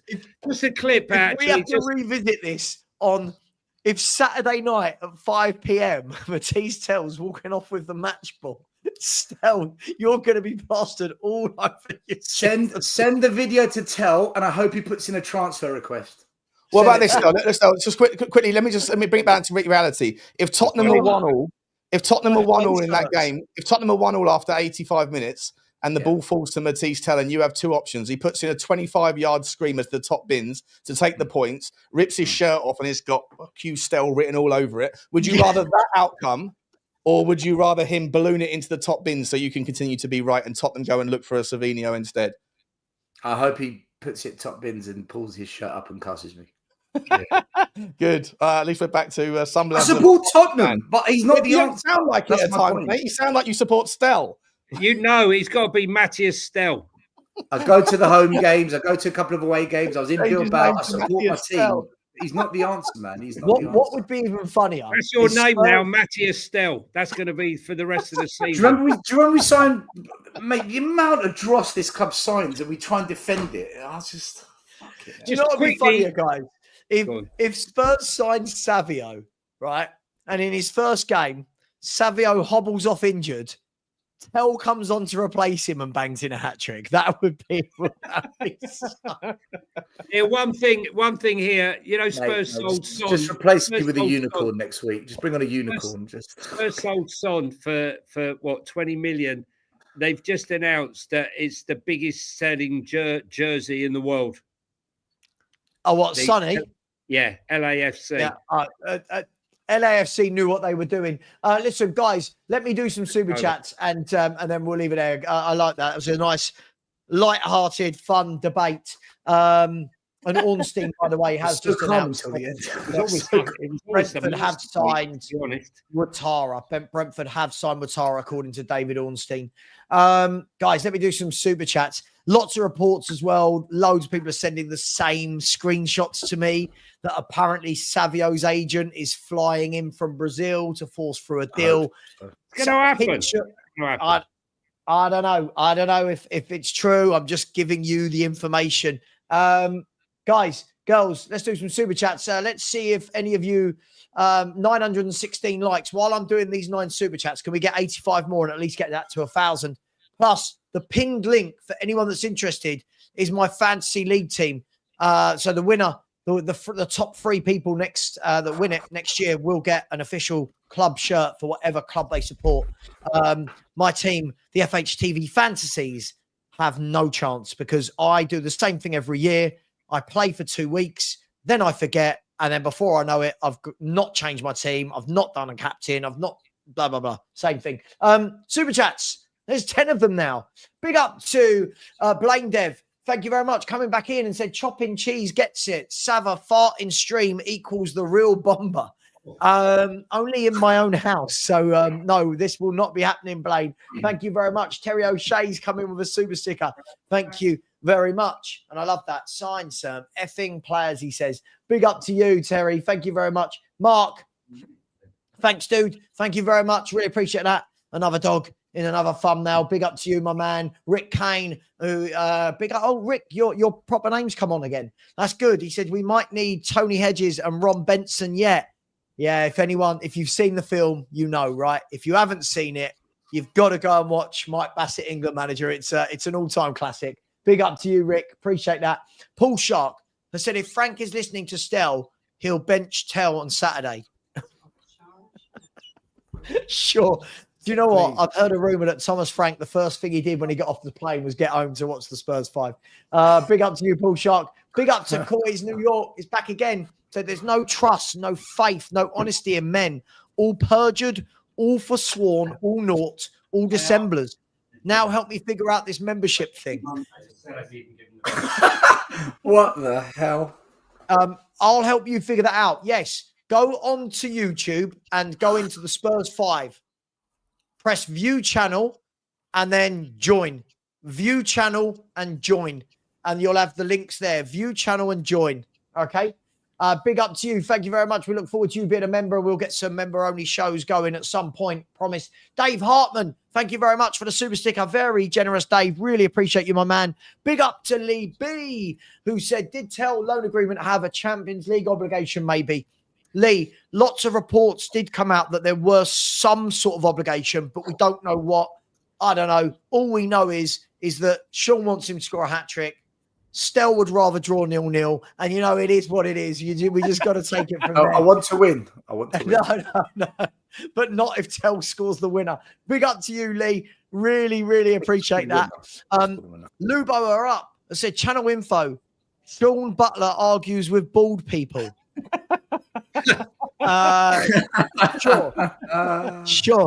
Sure. Yeah, Sean Butler argues with bald people. And some of us aren't bald. He still argues with me. Big up to you, Lubo. I don't argue, I debate. But it's a challenge. Can I just say, I won't be bald in November. I'm getting a head transplant. Yeah? Yeah. I decided. You going to Turkey? No. Fuck that.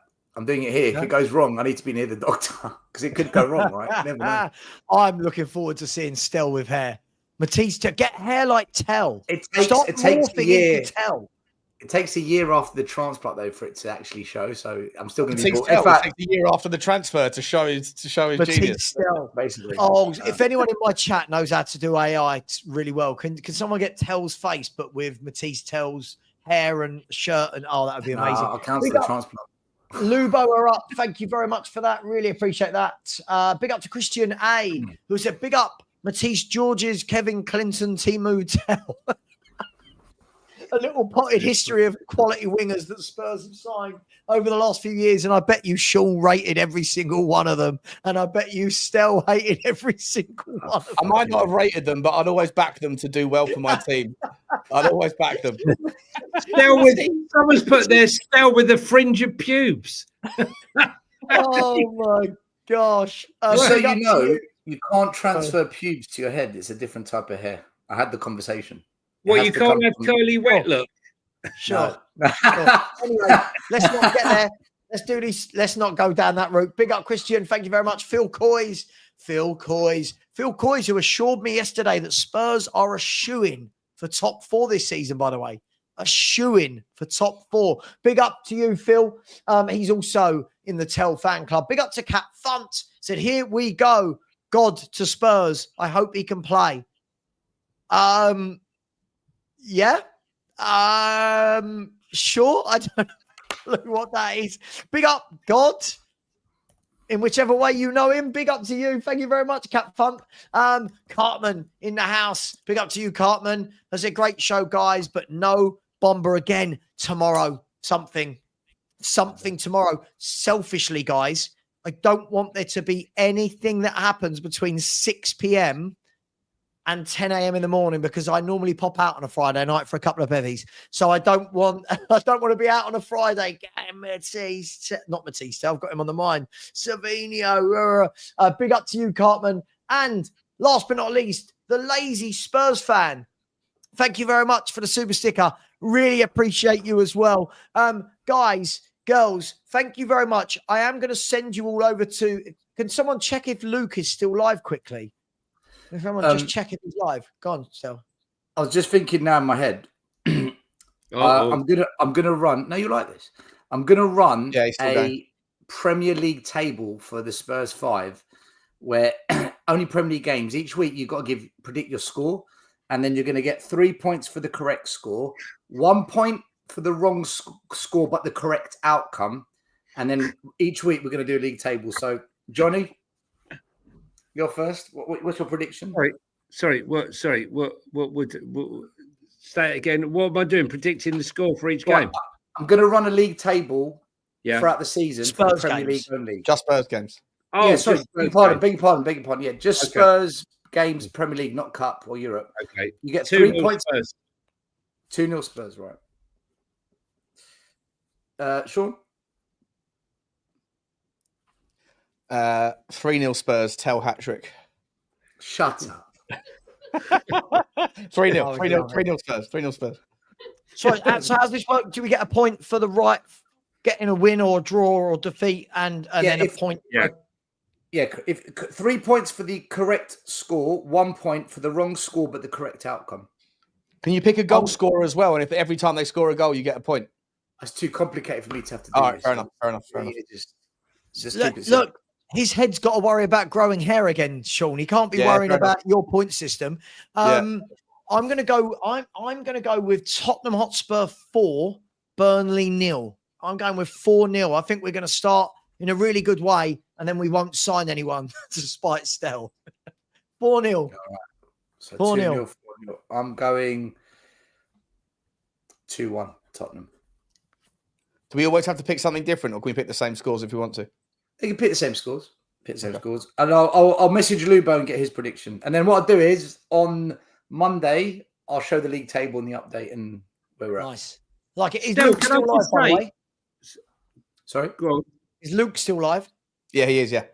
Okay, Can cool. I just add? I've just looked it up. Stel, your hair transplant person is not being truthful with you. It says, yes, it is possible to use pubic hair for a hair transplant, but it's not common or ideal choice due to the potential for different hair texture and curly hair growth patterns compared to your scalp hair. So I think you need to go back, because if you're looking for a wet look with a little bit of curl on it, it is possible. It is possible. I spoke to Grok, and Grok said it is possible. Why are you being horrible? Why are you being horrible? I'm not. He says it's man's having a possible. treatment. Wish him luck with it. I would wish Matisse Stel the best. I would wish Stel the best with his. No, Stel, I do, but if they told you can't use it, they're not being truthful with you. It doesn't grow the same way. Oh, I see. I don't really want to end the show on talk about pubic hair and hair transplants, if I'm brutally honest. Guys, listen, I'm going to leave it there. We've had a couple of super chats. I'm going to send you over to the Spotlight on Spurs, guys, after these super chats. Please show your support. Really like Luke, really good guy, good content creator, and looks like a kind of like a Timo version of Jack Grealish. So is it Timo? Timo? I thought you said a Timo Werner. A Timo Werner. Jack Grealish. Big up to Daniel Hewson, just put in a super sticker. Thanks, Daniel. Really appreciate that. With a 97th minute goal. Big up to you. Thank you very much. Paul Langley's come in the 97th minute as well and said, what's deadline day to register for fantasy football? I don't know, but I have put a link in. Tomorrow. There you go, tomorrow. So the link, I'm going to put the link in again. If anyone would like to join my league, as I said, the top 3 winners next year will get an official club shirt for whoever they support. I'll put it in as well. Savva, there is also. I just want to say that. How can we finish this show? I also wanted to say that there's a football. Yeah, I just wanted to say there's also a Football Inc. fantasy football show. Of course there is. Football Inc. Football Inc. Everybody, Football Inc. Can I also say, someone in the chat has said, Stel, if Tell scores a hat-trick, you have to go with pubes on your head. I will do that. I will get a pube hair transplant if Tell scores a hat-trick on Saturday. I will do it.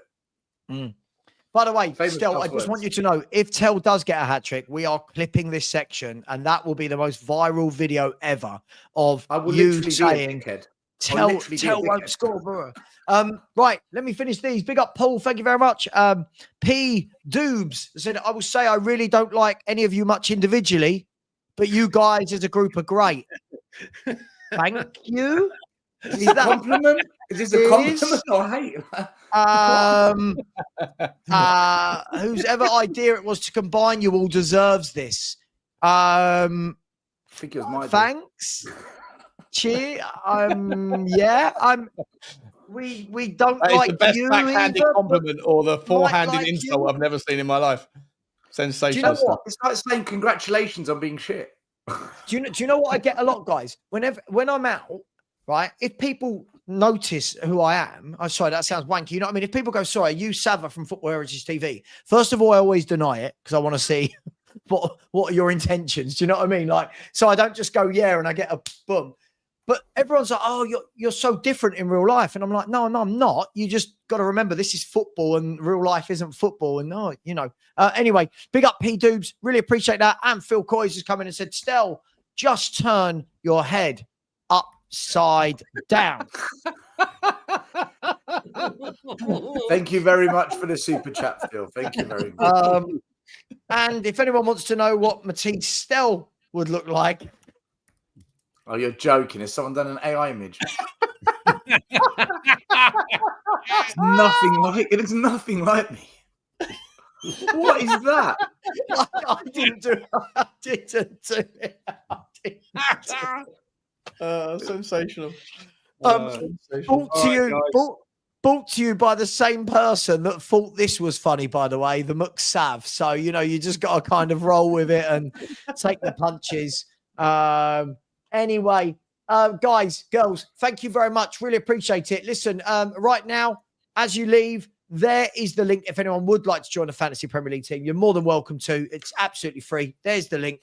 Thank you very much. We'll be back on Monday night. You know where to find all of us throughout the week. Just in case Johnny hasn't said it 900 times. Football Link, Football Link, Football Link, Football Link. No, what he was saying was that we also have a fantasy league. I know. We would like to plug. Apparently, only Savva's allowed to plug his own fantasy league. That's the only one that's allowed to be plugged.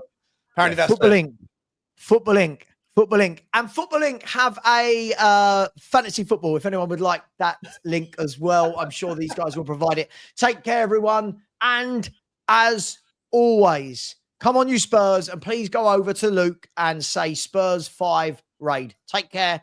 Good evening, and here's to a Matisse Stel hat trick.